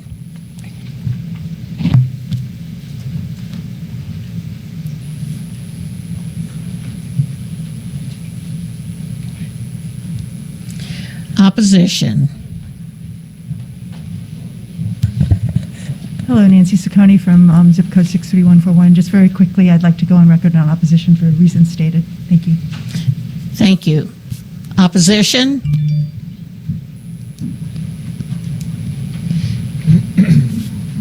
Once again, Madam Chairwoman, members, thank you so much. I am Elizabeth Franklin, and yes, I am here in opposition to this bill, and I agree with most other members. More meetings and more hearings throughout the state would be just a wonderful thing. I came from Plattsburgh area. I had to arrange for the farmer next door and the cabinet maker down the road to take my one-ton pickup into Holt, Missouri for service today, because people like that cannot come to Jeff City. So having things locally at times that people who are working all day can attend would be so beneficial. Thank you so much. Any questions? Seeing none. Opposition. Opposition. Informational purposes. So wait a minute. Informational purposes? Informational purposes only. Thank you, Madam Chair. Nancy Copenhaver from Moberly, Missouri. I'm with the League of Women Voters also.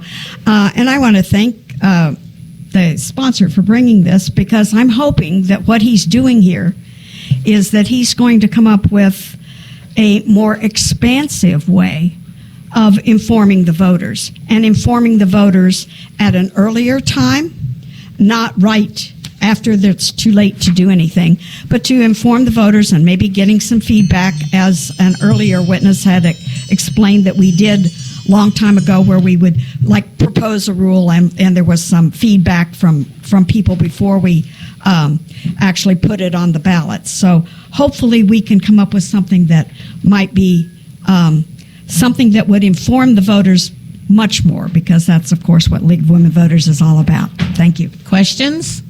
Seeing none. Informational purposes only. Seeing none. Do you have any closing comments? I don't. Appreciate the time of the committee. Thank you. Next, we will hear SJR2 from Senator Koenig. I'm happy to go after Senator Brattin since he doesn't sit on the committee. Senator Brattin. SJR17.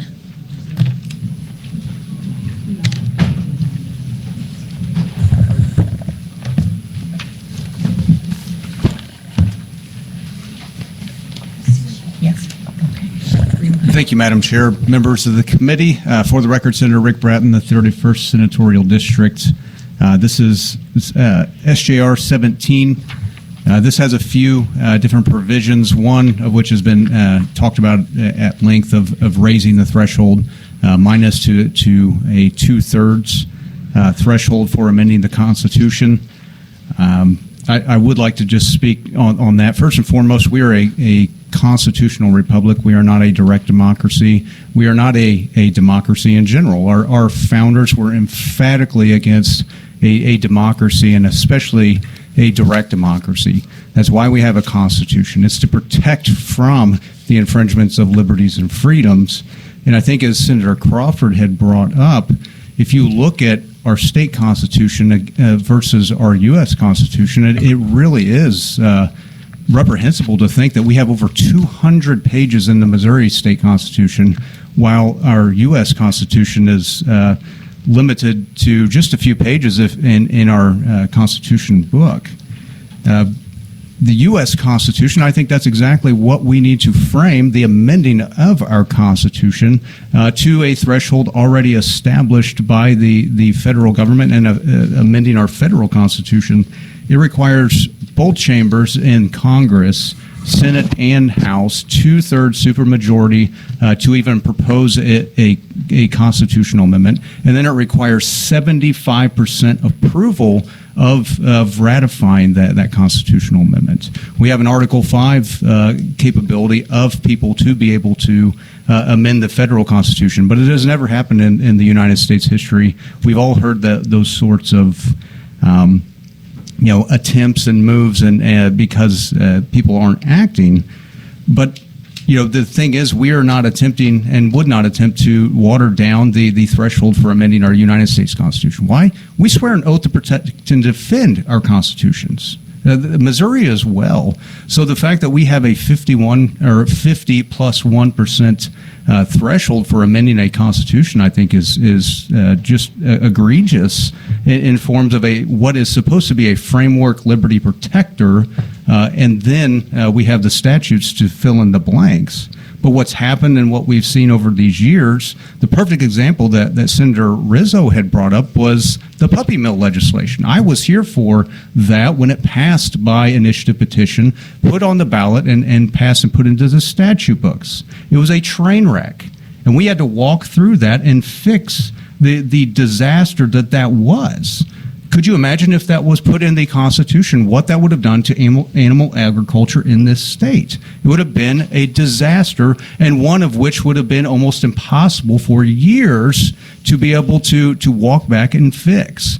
There's a reason why there's a move to fix this sort of low threshold. First and foremost, there's even argument as to initiative petition process to begin with. If you don't like what's happening in your legislature and how they're representing you, work to change the legislature, not change the Constitution, and not continue to undermine the process that many fought and died for. I am a veteran, and I find it to be an honor to be able to fight to defend the sanctity of a Constitution that we swear an oath to.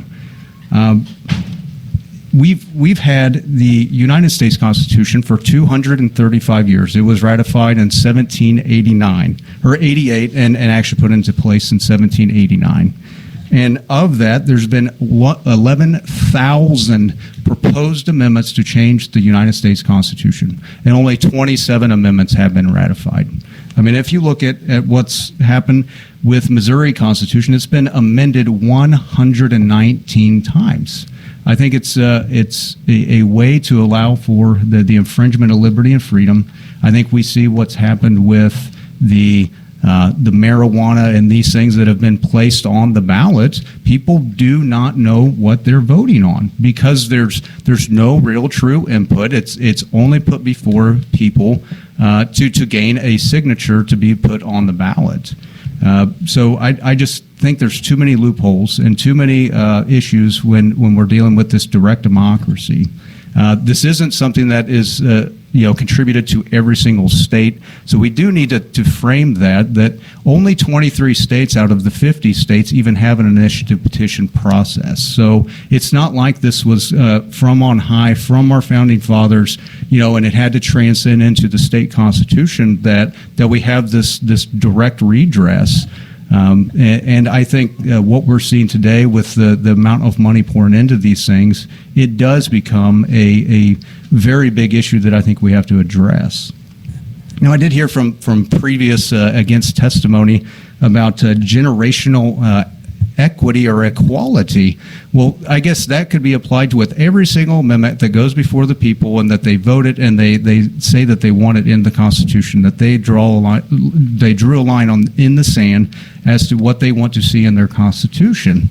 And I think that the people will see that the need to protect the sanctity of the Constitution, and that's exactly what this push is to do that, not to undermine the rights of the people.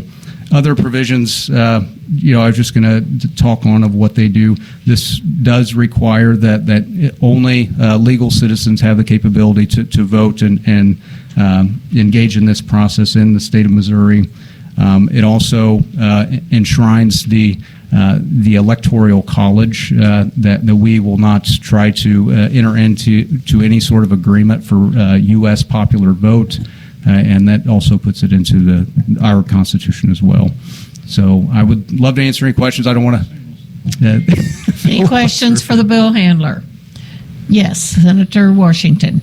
Hi, Senator. Well, good afternoon. Thank you again for your service. And you were in the Marines, right? Marine Corps. How long did you do? 6 years. It's a long time. I think you mentioned that the Missouri Constitution was how many pages? It's over 200 pages. And how many did you think the U.S. Constitution was? It's only a handful of pages. Are you including or not including the amendments that are now part of the U.S. Constitution?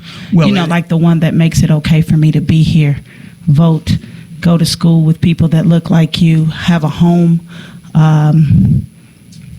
What else do I get to do because of the Constitution? Live where I possibly would like to live. Marry who I'd like to marry. Are you including any of those amendments as part of the U.S. Constitution pages? Sure. Yeah. And you think all of that is in 4 pages? I didn't say it was 4 pages, but compared to the Missouri State Constitution. It's 192 pages. So it's very similar to the amount that we actually have. I just wanted to point that out, not trying to embarrass you or anything. But one of the things you said is that the constitutional amendments will require 2/3 of the vote.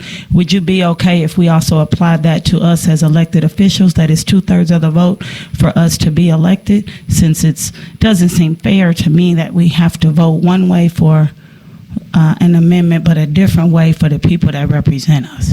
Well, this doesn't distinguish between initiative petition. It's to amend the Constitution regardless of what chamber. I know. The question is, would you be okay with raising that threshold to 2/3 for us to be elected as representatives and senators as elected officials? That process is already in the Constitution of us being elected, but we're not in a constitutional amendment. We're just the representatives of the people while we're here. So would you be okay with us needing 67% to be elected?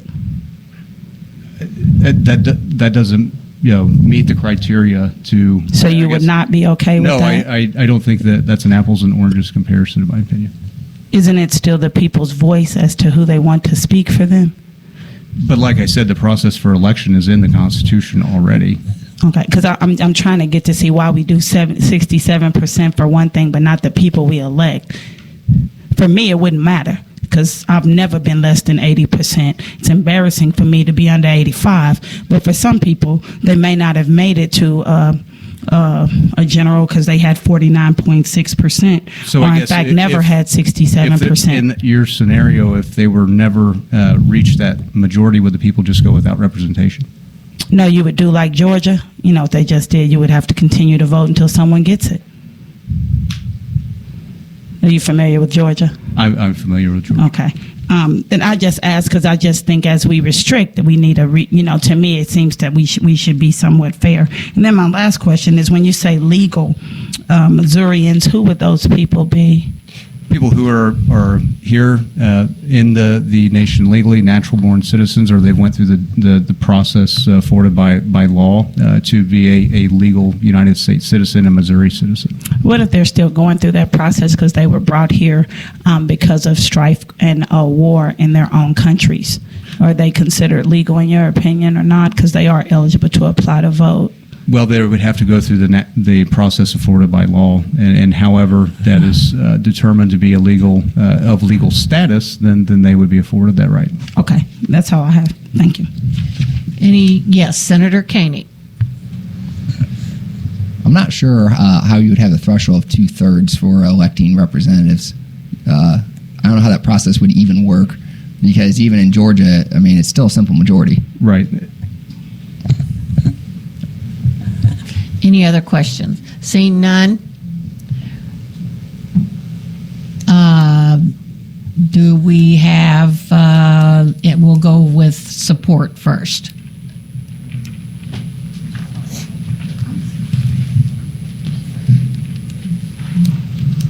Hi, Lisa Panette, and I'm here in support. I think it's common sense, everything that's in there stated, and I'm glad that he brought it forth. Any questions? Seeing none, opposition?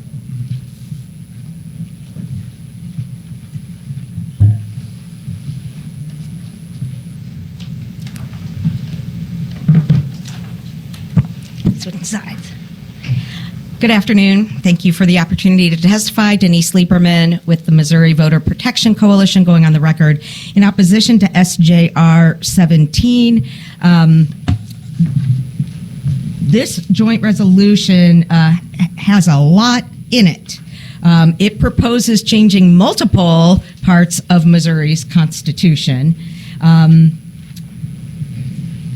As an initial point, it raises the threshold for passage of proposed constitutional amendments to 2/3. That would make it the highest in the nation.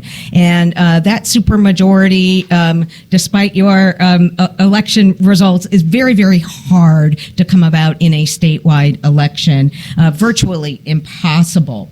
And this would require literally hundreds of thousands of additional proponents in order to allow measures that are supported by the vast majority of Missourians. I mean, think about it, measures that were supported by even 65% of Missouri's voters still would not go into law.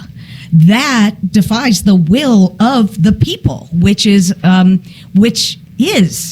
what our democratic form of government guarantees.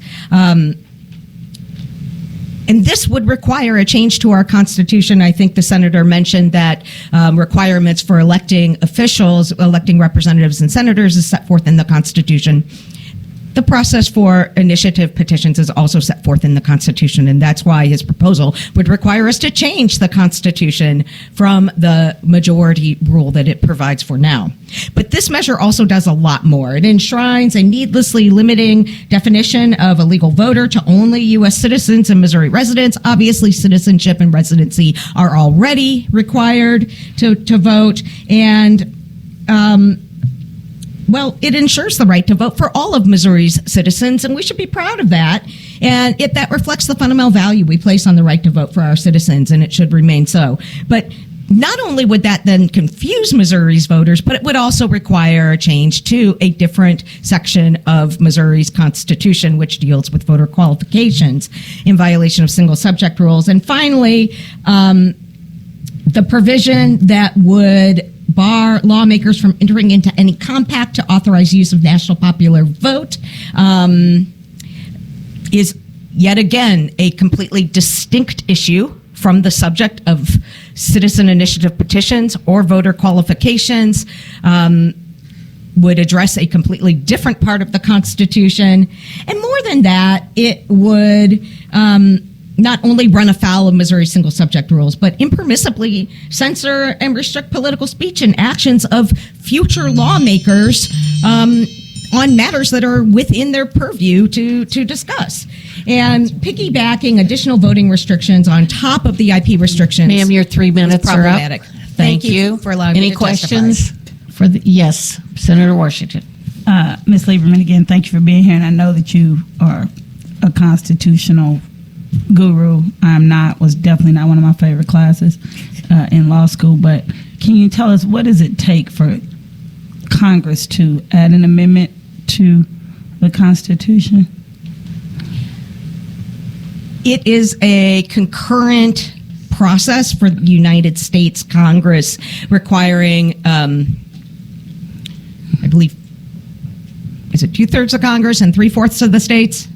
Yeah.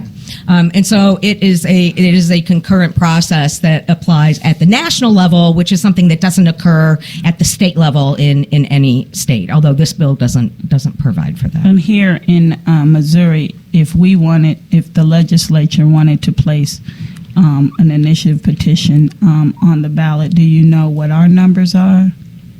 How much we would have to vote instead of, if we wanted to put an amendment forth, what that number would be? Not off the top of my head, no. Okay, so if this was to go on the ballot, would this resolution itself require 2/3 of the Missouri voters? Oh, no, not at all. I see. I apologize. I That's okay. misunderstood your question. Right. If the legislature, we can put measures on the ballot in two ways. The legislature can place a joint resolution to propose changing the Constitution, which is what this measure does, or the citizens can put measures up to the voters. In both cases right now, if a majority of voters decide they are in favor of that, it would approve it. And so the irony here, of course, is that it would take a simple majority of Missouri's voters to then fundamentally change the threshold for future voters to be able to participate in the process to impossibly high levels. Thank you. Any other questions for the witness? Seeing none. Support?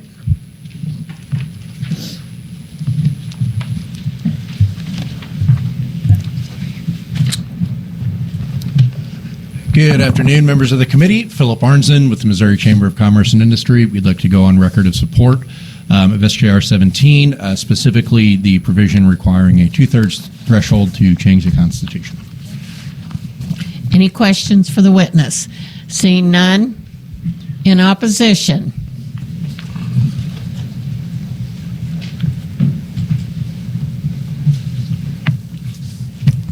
Madam Chairman, if I may, I'm Sam Leclider, Missouri Realtors. If I may, these remarks would go to, well, everything, all the SJRs and the HJR that is left. You don't need to hear me again. It's kind of funny because one of the things that we polled last year was the issue of a 2/3 majority. 54% oppose increasing the number of votes needed passage from a simple majority to a 2/3 majority, with just 42% in favor of that. Now here's the problem. So you're already underwater, 42%, so you've got to get those votes up to 50% plus change in one of the most expensive election periods, because remember, we've got a president, we've got a governor, we've got a United States senator, the entire House, and, whatever. Everything is going to get lost. So I assume that whoever is proposing all this stuff has a big pot full of money, because it's going to be remarkably difficult to make that work. We have a little bit, and we're not for it. So leave it the way it is. This specifically stays away from the SJR10 because we had some conversations with the Senator last year about that, and we're trying to figure out where we are. Any questions for the witness? Seeing none, thank you. Thank you. And next in support.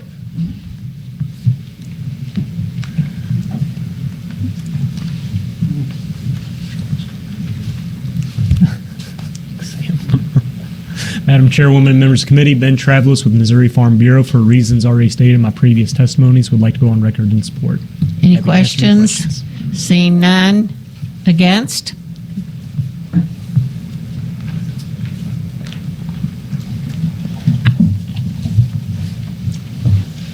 Dan Bates. Again, I chaired the board of directors of the 2018 campaign that legalized medical marijuana in this state. I'm very sensitive to the suggestion that the voters are either not bright enough or not well informed enough to understand what they are doing. That 2018 campaign is an excellent illustration of the fact that that is not true. In 2018, you may recall, there were an unprecedented 3 initiatives on our ballot, and that's unprecedented in the United States. 3 initiatives on the same ballot dealing with medical marijuana. We were very concerned that the voters who favored that, we knew they favored it, would vote for all 3, just in the hope that at least one of them would pass. But in fact, the voters illustrated they knew exactly what they were doing. The constitutional amendment which we proposed was reasonable, of course, in our view, and I think has turned out to be very, very effective and has been implemented pretty well. DHSS deserves praise for its implementation of that. They've adhered to both the spirit and the letter of that law. But there was another constitutional amendment on that same ballot, which was placed on there by one guy, one very rich personal injury lawyer whose billboards across our state proclaim that he is a doctor and a surgeon and a lawyer. And he sought to enact a law which would have benefited him personally and would have essentially set him up as the little czar of medical marijuana in Missouri. There was a third one on there because there were some folks who were worried that our initiative might not pass. There was a third statutory initiative placed on that ballot. It was essentially what ours said, but it would have been subject to the whims of the legislature. Well, the voters knew exactly what they were doing. They rejected that other constitutional amendment. It wound up having, I think it was in the 30s that it polled. And the other amendment, the one that would have been subject to the whims of the legislature, the statutory initiative that was essentially identical to ours, to Amendment 2, it went down to defeat somewhere in the low 40s. But Amendment 3, the measure which was well drafted and well considered, it passed overwhelmingly with a vote of, if I recall correctly, 65.7%. It was a fraction of a point short of what this bill would require for an initiative to pass. But the voters knew exactly what they were doing. They clearly understood what these 3 proposals said, and they reflected that in their vote. So I suggest again that if the supporters of this measure have any principles behind it, if they really believe in what they're trying to persuade the voters, who they think aren't well informed enough to govern themselves, but if they really want to get the voters to pass this, they should amend it to say that it requires 66% before this amendment can Sir, pass. your time is up. Thank you very much. Thank you. I'll be Any happy to reply to questions. Yes. Senator Crawford. Thank you. So you think the voters are very informed on all the initiative petition? They've certainly demonstrated that in the cases I'm familiar with. So you specifically mentioned marijuana. So I've heard and seen all kinds of problems with Amendment 3, and our own Department of Revenue can't even figure out how to tax marijuana because of Amendment 3 because it was written so poorly. So I would have to probably disagree that they don't understand everything they're reading. Just a comment. Thank you. We disagree. You are wrong. I disagree with you. Any other questions? Yes, Senator Washington. I just wanted to clarify, when you said that the voters understood, you were not talking about the recent Amendment 3, but instead the medical marijuana provisions, correct? Specifically, the medical marijuana initiative, which illustrated it because there were 3 measures on the same topic on the same ballot. So that illustrates very well that the voters knew exactly what they were doing. I believe they also understood Amendment 3 quite well. And also something that Senator Crawford had in one of her bills is that particular initiative petition did have like a statewide listening session in various places throughout the state, correct? We held as many informative sessions as we could. There was a session of the joint committee here in the legislature that took place last year as well. Thank you. Any other questions for the witness? Seeing none. Next in support.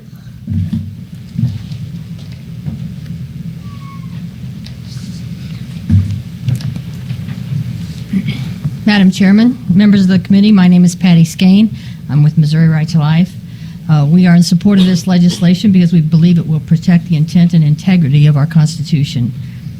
The nature of initiative petition process from 30 years ago and more has changed. We have seen in the past years, recent past years, successful efforts to modify our state constitution. In at least one of those attempts, Missouri voters were deceived by inaccurate rhetoric and millions of dollars pouring into our state from outside Missouri. This resolution will help guard our state constitution and ensure that a solid majority of Missouri citizens understand and agree with the changes put before them. And for this reason, we urge the passage of this SJR17. Any questions for the witness? Yes. Hi. I didn't thank you earlier for being here. We want to thank people who come all the way down. The one that was deceived, what was that initiative petition? That was the initiative petition in 2006 on the cloning, putting the right to clone in our Constitution. And how did that fare? Did it pass? Barely. Okay, thank you. Oh, I'm sorry, was there an opposing initiative petition to that? No, not on that same ballot. No. Okay, thank you. Any other questions for the witness? Seeing none. In opposition?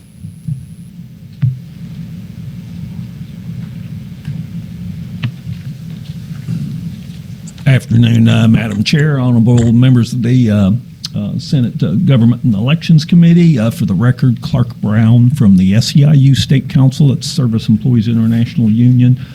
As we've feel the direct relationship here, we do a lot of member education about their voting rights, and frankly been involved in the initiative petition process over the years, minimum wage, repeal of right to work. I don't want to take any time. We have very complicated and several bills that are very similar here about the thresholds. I'll stay at the 10,000-foot view. Frankly, we see 38, maybe 40, depends how you look at it. States that are simple majority, 50% plus one. We don't think that Missouri, it's necessary to raise that bar. We would be in a huge majority there, quite possibly the 2/3. Also, I think this legislation, what we see here is unnecessary language about citizenship and their right to vote here. It's already enshrined in the Constitution, as others have spoken. We think that's symbolic and unwelcoming to those that maybe have conflicted there. Thank you. Any questions? Senator Koenig. You said nearly 38 to 40 states are a simple majority, but I think that's a little misleading because only 24 states even allow initiative petition. Even some of those have much higher thresholds for passage. Is that true? Senator, I probably should have phrased that amending the Constitution, the voter approval required, whether it's ballot referral or initiative, I think it's somewhere at 38, maybe 40 when you look at the fine print. Yeah, but there's nearly 26 states that don't even allow initiative petition for constitutional changes at all. I was speaking on constitutional amendment period, yes. Any other questions for the witness? Be sure and fill out a witness form. Thank you. In support?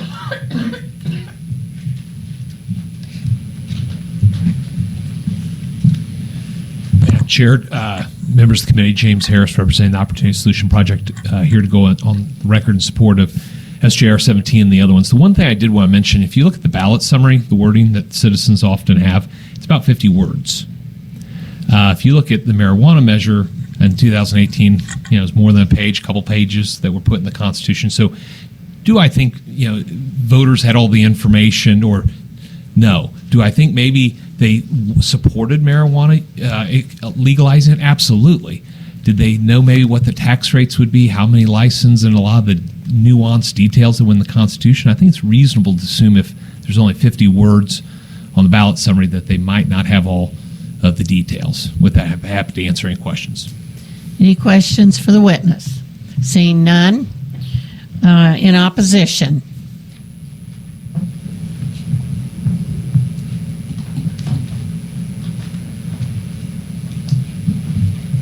Hi, I'm James Coyne. I'm the owner of Coyne Agency in Columbia, Missouri, and also the president of Midmo Patriots, also Columbia, Missouri.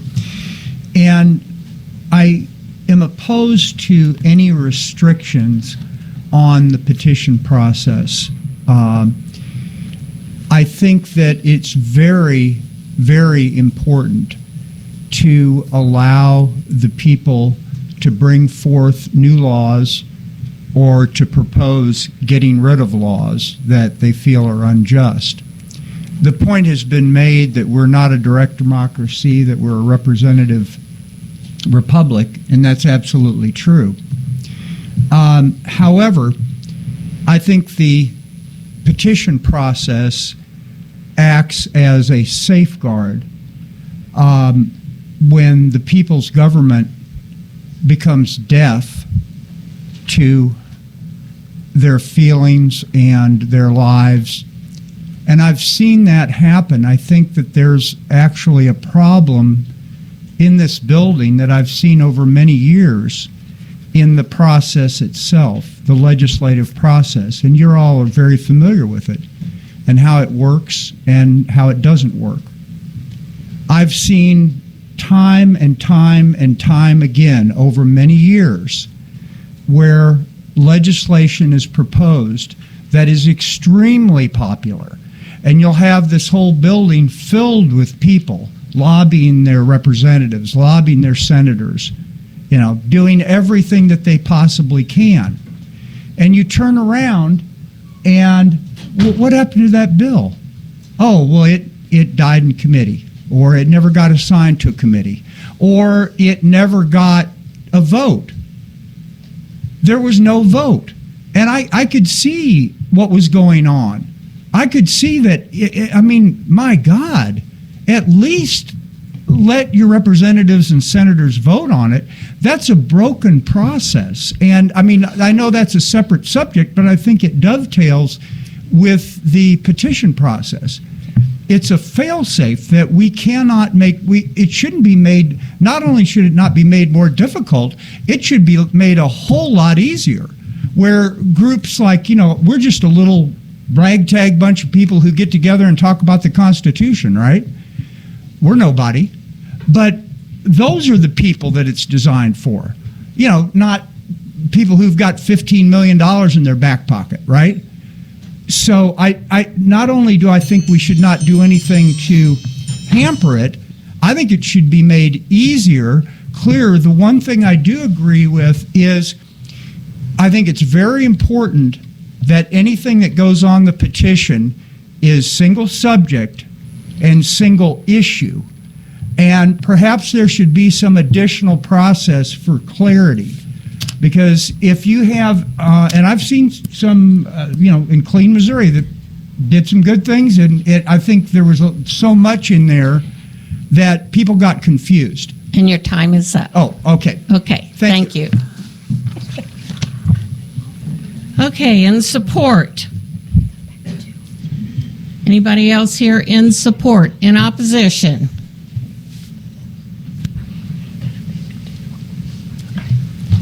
We're going to cut back to 2 minutes. Hi there. Thank you for letting me speak to the committee today. I'm giving personal testimony in opposition to this bill. and all the others that add hurdles to the initiative petition process. And your name I am is? Angie Dunlap. I live in South St. Louis County. I was born and raised in Missouri, and all of my early years I spent in rural central Missouri. Thank you for letting me be here.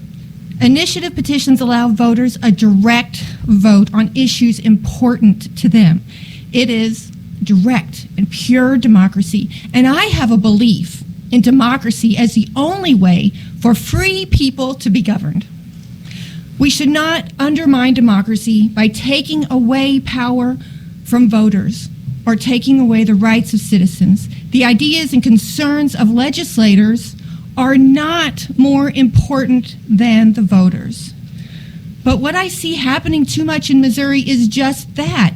Legislators making themselves more powerful than the voters. I have two daughters in their mid-20s, and they were raised and schooled here in Missouri, even attending Missouri universities. But after college graduation, they left. They are smart, engaged, responsible, productive, and caring citizens pursuing their dreams, but not in Missouri. I wish they lived closer.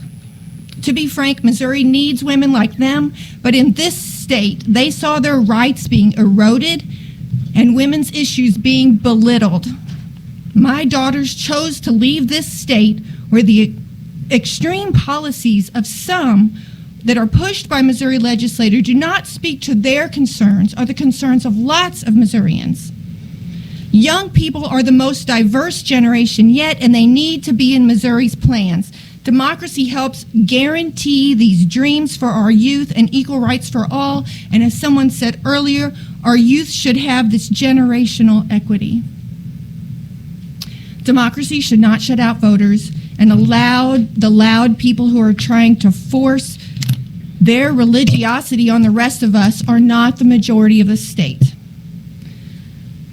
I think we might need the initiative petition to save reproductive choice in Missouri.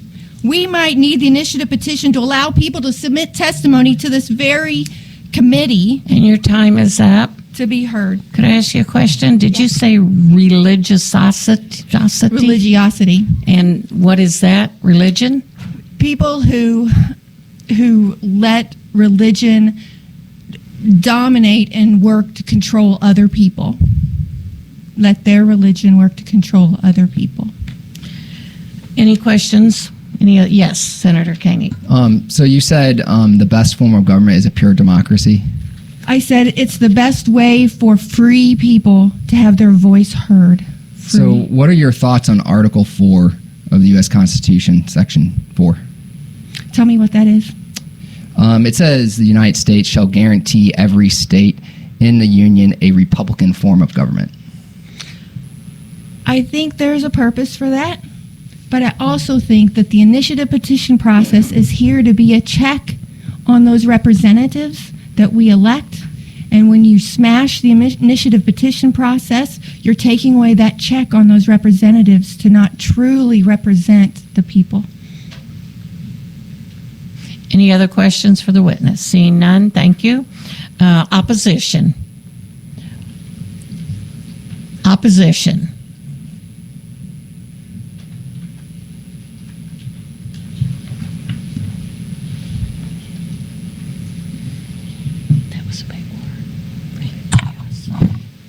Marilyn McLeod, League of Women Voters of Missouri. Point of personal privilege, I'd like to thank you for this hearing. It has been run really well, and the give and take and pro and con has really been well done, so thank you. On the Director of Democracy, again, a little bit point of personal privilege, and I'm not a constitutional scholar, but the original founders of who wrote the Constitution only thought that white landholding men had the authority to vote, and so it took years, it took a civil war to expand that to African American men, and then another 72 years for women to get the vote. So direct democracy is the order of the day. The League of Women Voters of Missouri is opposed to this bill. It has too many issues in it. It goes beyond the one issue stipulation, and it does include a discussion of the national popular vote. And this is an alternative to the Electoral College. It may not be very well known, but it is a possible way to elect a president. And by putting it in the Constitution as a prohibition about even looking at it, basically stops it from even being considered. And so putting it in the Constitution seems a bit of overkill and should be objected to. So thank you. Any questions? Yes, Senator Washington. Really quick, because you seem to have some history. Do you know the main differences between a Republican form of government and a Democratic form of government? Well, I'm assuming we vote for people to represent us. And Democrat would be what? Direct. Okay, thank you. So both would, in your interpretation, both would, the power would be in the people, and in the Republican, the government wouldn't be able to take away rights actually from the people, right? Right. I mean, I would assume, we can't all be involved, but having our representatives is important, but it's important that the representatives listen. Thank you. Thank you. Okay, thank you very much. Opposition?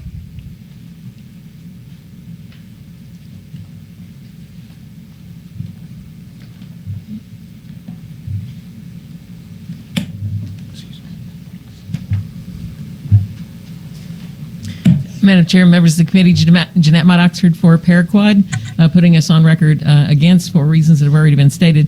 The only two new things that I can add is a lot of us try very hard to educate all the Missourians around us about anything that's on the ballot. A lot of these wrinkles on my face came from that very process because I'm about that in every single election period, educating the public. And then secondly, I'd like to share why it is that Paraquad cares about these initiative petition measures, because many of you know that we're an independent living center for people with disabilities. So why do we care about it? It's because we come down here every year and we bring you concerns of people with disabilities. And the two things that folks that are participants at Paraquad say are their biggest issues are the lack of healthy, accessible, affordable housing and public transportation that works for them. And we bring that concern over and over again, and nothing's been done about it. And that may mean that the only thing that we can do in time is to come back with language on a petition and collect signatures and bring it before our fellow citizens to try to get something done about it, because this legislature has not done that. And that's why we care about this. Having to get 2/3 of our neighbors to vote on it would be a really, really high standard. Thank you. Any questions? Seeing none, thank you. Opposition? I should have said up there. I'm sorry. It's all right.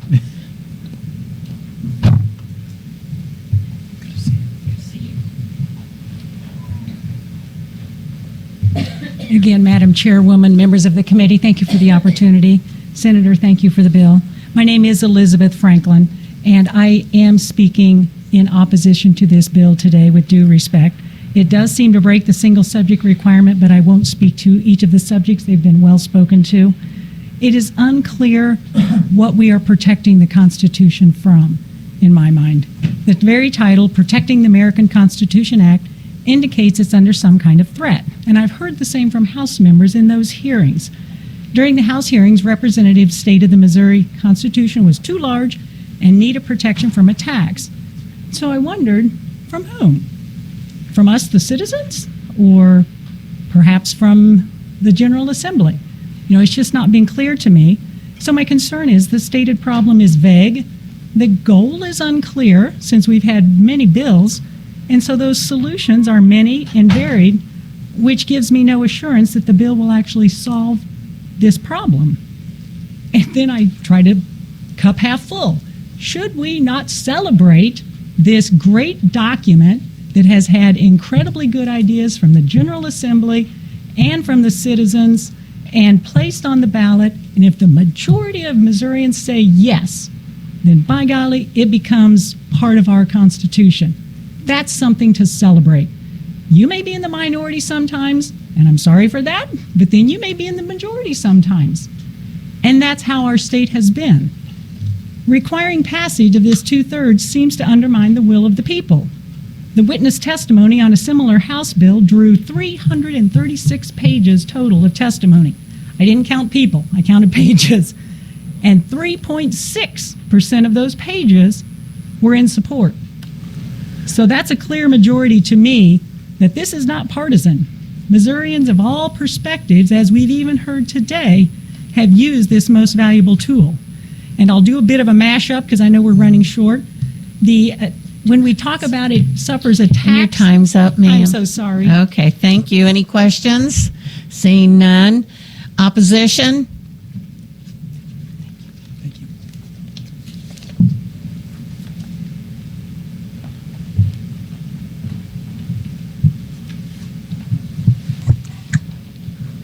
Hello, thank you for this opportunity. Nancy Ciccone from zip code 63141.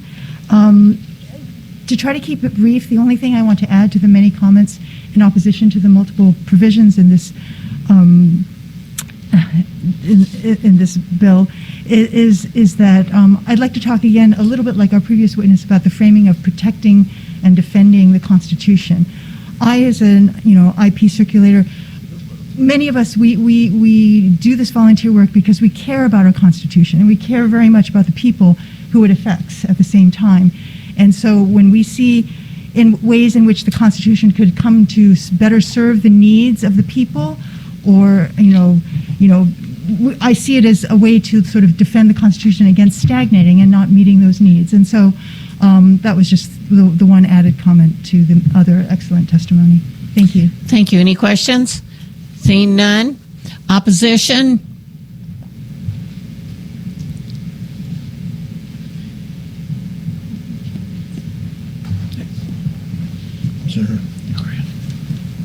Madam Chair, members of the committee, my name is Ron Berry. I'm here again on behalf of Jobs with Justice Voter Action. We are in opposition to this. We have strong opposition to the 2/3.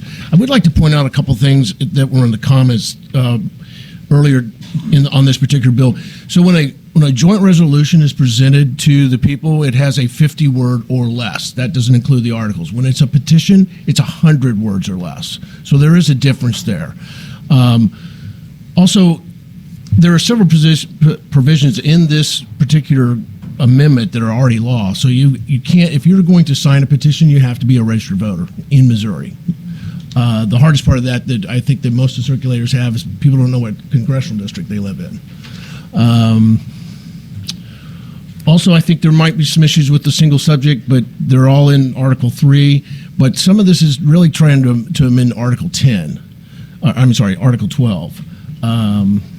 And the ballot summary doesn't say anything about the fact that 2/3 would not only have to go on any amendment, but also any petition.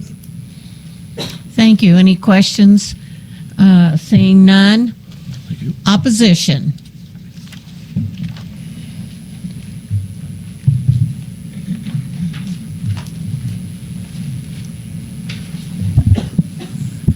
Madam Chair, members of the committee, Otto Fajan with Missouri NEA.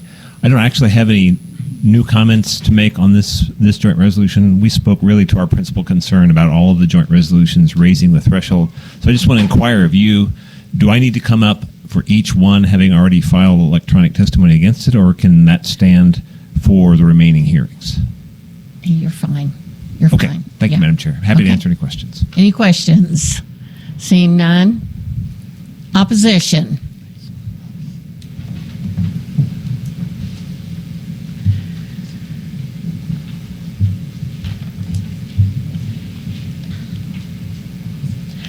Good afternoon. Ashton Keenel with the Missouri Sierra Club. Not much else to add. Most of my testimony has been stated by previous speakers and in my previous testimony.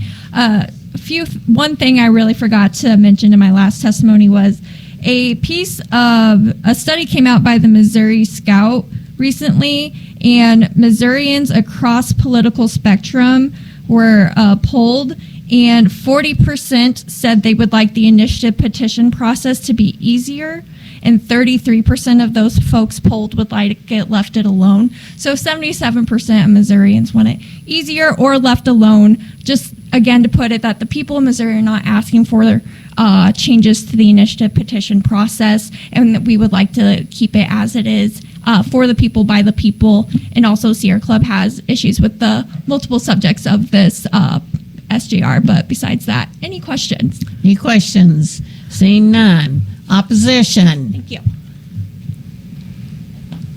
Opposition for informational purposes only. Seeing none. Final comments? No, thank you very much for the hearing, Madam Chair. Thank you. Okay. Now we're going to hear SJR12, Senator Cierpiot. I know you've been waiting patiently, like a few others.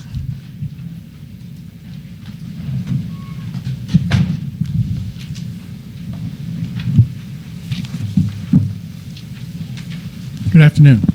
Good afternoon. Yeah, this has been quite a hearing.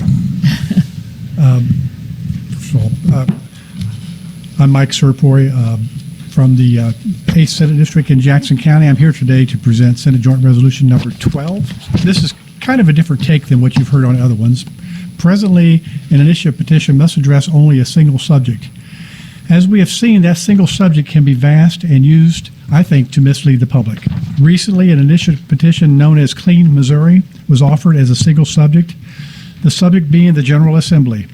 It was 7 pages of regular print. The first 2 pages covered ethics issues for the General Assembly, the revolving door, the gift bans, etc., all sweeteners for the actual effort, a very biased, complex redistricting plan. On its own, I believe that redistricting plan would have never passed, but these sweeteners, which the vast majority of voters voted for when they read the summary. SJR12 will make further IP efforts more honest. No sweeteners, only the single issue that the petitioners have as their goal. As an example, I think there's 2 ways to look at this, too. When people say the voters didn't know what they're voting on or didn't know what they're signing, I think it's 2 different issues. I had 3 people approach me on Clean Missouri back in the day, and all 3 of them said, would I sign a petition to ban lobbyist gifts from politicians? They didn't say anything about redistricting, anything about the rest of the stuff in the bill. So there's 2 angles on the dishonesty part. One of them is when you sign the petition. The second thing is on the ballot and the language there. I talked to 20 people probably during the election effort about what was actually in Clean Missouri, and I was stunned by how little, because I actually read it very, very completely, and there had a lot of moving parts between the nonpartisan demographer, the change from, it used to take 70% of the 20-member panel to approve a map. This took 70% to disapprove a map, which made it completely biased and partisan rather than nonpartisan. And people just didn't understand it. It was a very complex issue. And so if this passes, in the future, these issues will have to be very concise, and I think it'll give people a much better idea of what they're voting on. I'd be happy to answer any questions. Any questions? Yes, Senator Washington. Hi, Senator. You mentioned Clean Missouri. Yes, ma'am. Didn't we have a follow-up called We did. something else Missouri? A Cleaner Missouri. That's what you called it. But wasn't there sweeteners in that as well? We followed the exact pattern that the original people did. Okay, we as in, did you help write that? No, we as in the General Assembly passed that. Okay, so it did the same thing? It did. It followed the pattern. Okay. And then who is to make the determination of the single? Just like it does today, I think the courts will shake it out over a period of time. And I'm not saying this language is perfect. It probably can be nuanced a little bit. But the effort would be that you could, and if we apply this to petition thing or constitutional changes that the General Assembly did, I'd be okay with that too. I think it should be as simple as possible and one issue at a time. Thank you. Any other questions for the bill handler? In support. Witnesses in support. Okay. Witnesses against. Witnesses for informational purposes only. I'm sorry, I'm speaking against. Against? Yes, ma'am. I'm sorry. I was trying to let the others go first. Thank you for the opportunity again to testify, Madam Chairwoman and committee members. My name is Elizabeth Franklin. The reason I said against, and perhaps I should have said information only, I was a little unclear, so my apologies. I thought this was already in the Constitution, that it was a single subject requirement, so that is what confused me. So I'll just turn that in. Thank you.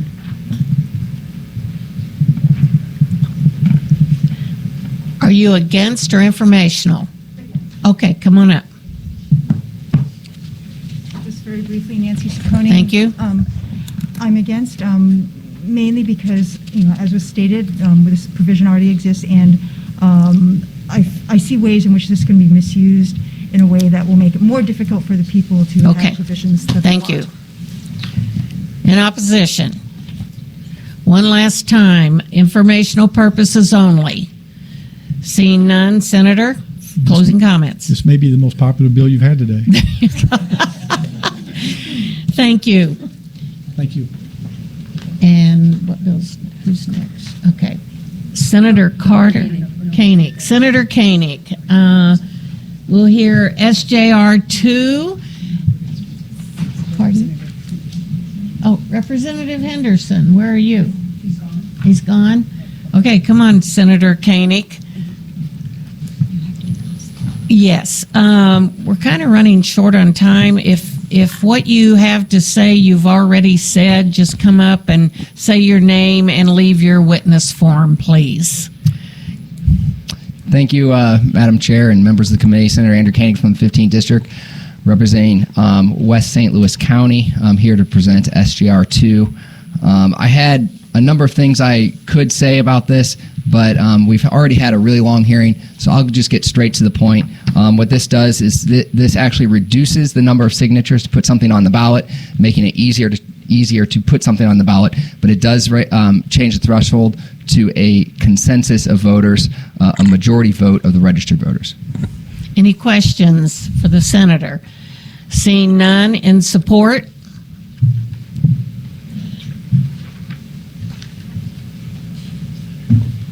Ben Travels, Missouri Farm Bureau, going on record in support. In support. Thank you. Against?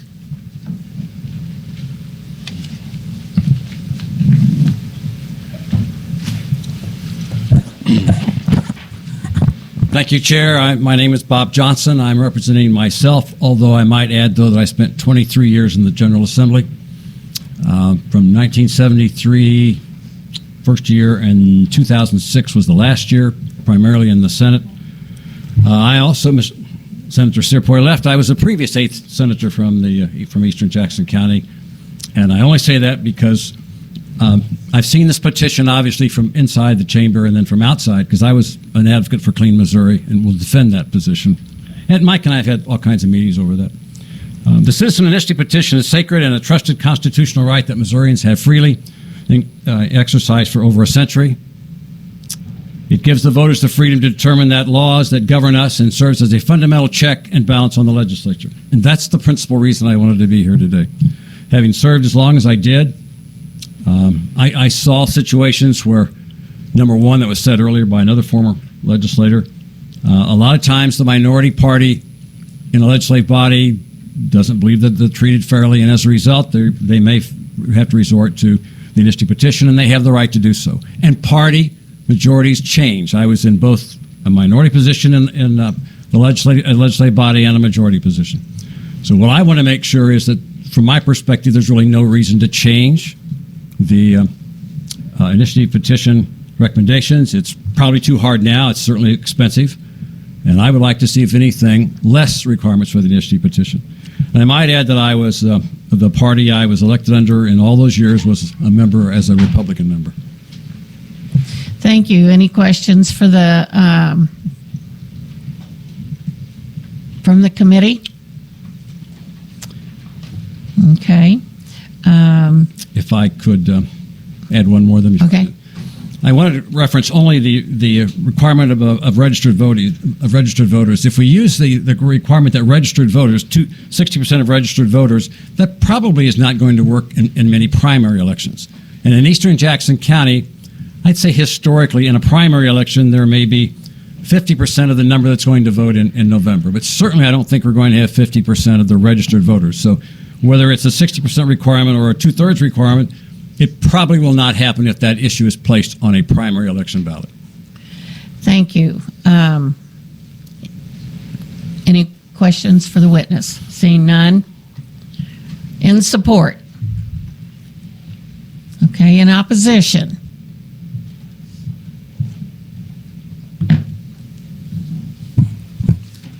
Good afternoon, Denise Lieberman with the Missouri Voter Protection Coalition, here in opposition to SJR2. This resolution is really mind-boggling in its scope.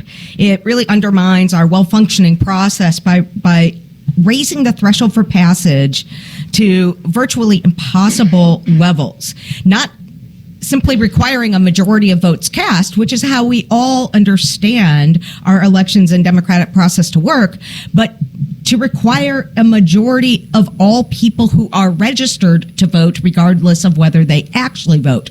This is completely unprecedented in any type of electoral system that I'm aware of, and would have, I think, very profound and unintended consequences. So think about elections, like, for example, the November 2022 midterm elections. Voter turnout was about 51% statewide. That means, had there been an initiative petition proposal on that ballot, unless 100% of the voters voted in favor of it, there's no way that that proposal would pass. In an election, which is not uncommon in non-presidential years, that has 50% or less voter turnout, it means no initiative petition could ever pass, even if 100% of the people voting voted in favor of it. This really throws our system of democratic process on its head. My written testimony that I submitted, actually, we pulled the voter turnout numbers from all of the elections dating back to 2000 and then recalculated, had SJR2 been in place, the ultimate threshold that voters would have had to take Your to time pass. is up, ma'am. For those reasons, we oppose SJR2. And any questions? Seeing none. Opposition.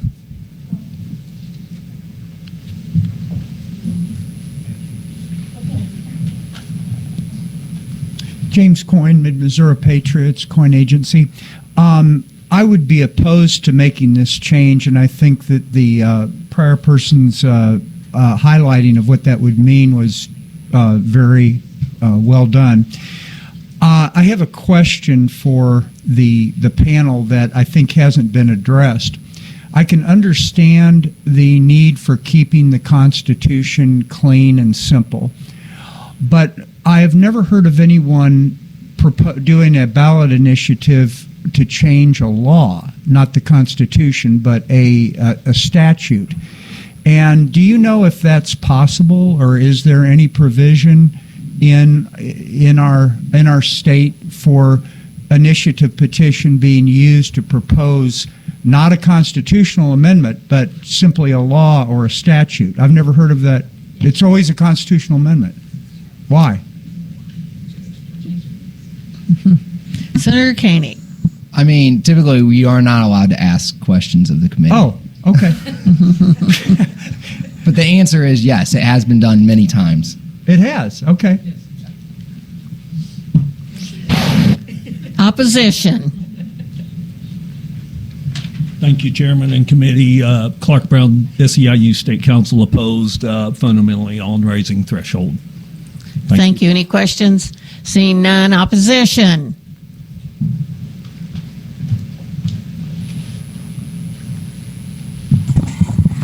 Hello, Nancy Ciccone. I'd like to be put on record as in opposition to the change in the threshold for passage. I'd like to briefly say, Senator Koenig, you used to be my senator. I'm sorry, I don't want to interrupt Senator Washington right now. But no. Well, I was saying, like, Senator Koenig used to be my senator. I no longer live in your district, but I ask you to reflect on what this bill is doing to all of Missouri constituents, even though I've moved out of your district. I really would like you to recognize how it's actually harmful to voters like me and like many others like me, and especially in a state that already puts up barriers to being able to show up and vote. I really think that this is the provision that takes our democracy in the wrong direction. Thank you. Any questions? Seeing none. Opposition.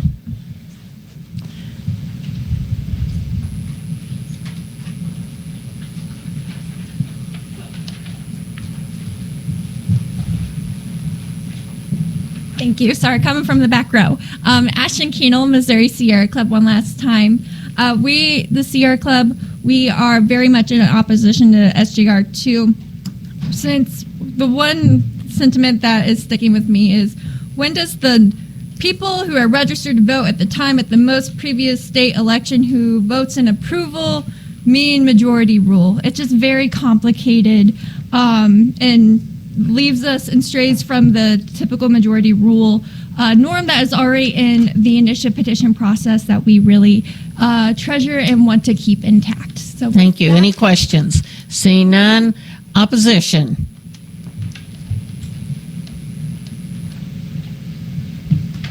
Madam Chair, members of the committee, my name is Ron Berry. I'm here on behalf of Jobs with Justice Voter Action Network. And again, we just want to be on the record in opposition to this. I think the statement that Denise made about the fact that we rarely have elections that are even at 50% turnout would make it very difficult for anything to be passed by the initiative.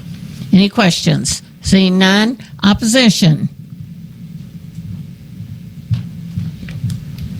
Elizabeth Franklin, thank you again for the opportunity to testify. And I'll try not to reiterate too much, but I do disagree. I am in opposition to this SJR, and it does seem that if you need people to be in the majority of those who are registered to vote to actually get out, cast a ballot, we are asking a lot of citizens, some who we have the right to vote, but they don't have to vote. What this is telling citizens of Missouri is you have to vote if you want to be involved. And I think that's perhaps maybe the wrong message we want to send. On the different terminologies, I was unclear how the terms citizenship requirements, registered voters, and then legal voters, and again, I'm not the attorney, so I'll leave that to her, were all interwoven into this bill, and the implementation, perhaps I just don't understand it, but that was confusing to me as I read it. The final point is, I think with this increased passage, perhaps it harkens back to some of the House testimony that we're trying to protect the Constitution, and some of that was reference to protecting from special interest attacks, and those were words in quotes. And I'm concerned that this perhaps could bring bigger attacks. So if we are going to make things more difficult, and I've even heard today, out-of-state money, perhaps we're inviting those bigger attacks because groups who really have an interest are going to put the money toward it. Thank you for the opportunity. That concludes my testimony. Questions? Seeing none. Opposition?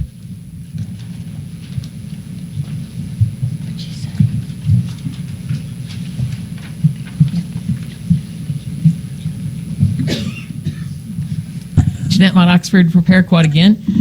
While it would be commendable for every single registered voter to vote, that's just not what really happens, and this would hamstring us on being able to do a number of things that might need to be done. So for those reasons, we would go in opposition to this bill. Questions? Seeing none. Opposition?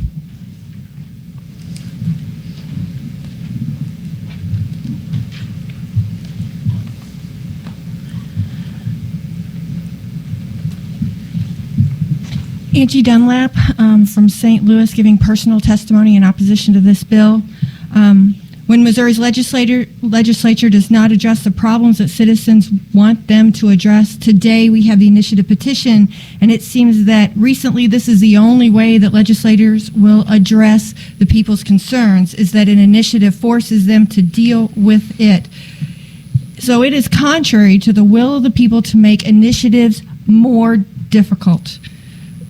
If we need more signatures, or if we require a higher threshold of votes to become law, that's not good for the voters. Attempts to diminish this power for the voters and give it to the legislatures is working against democracy.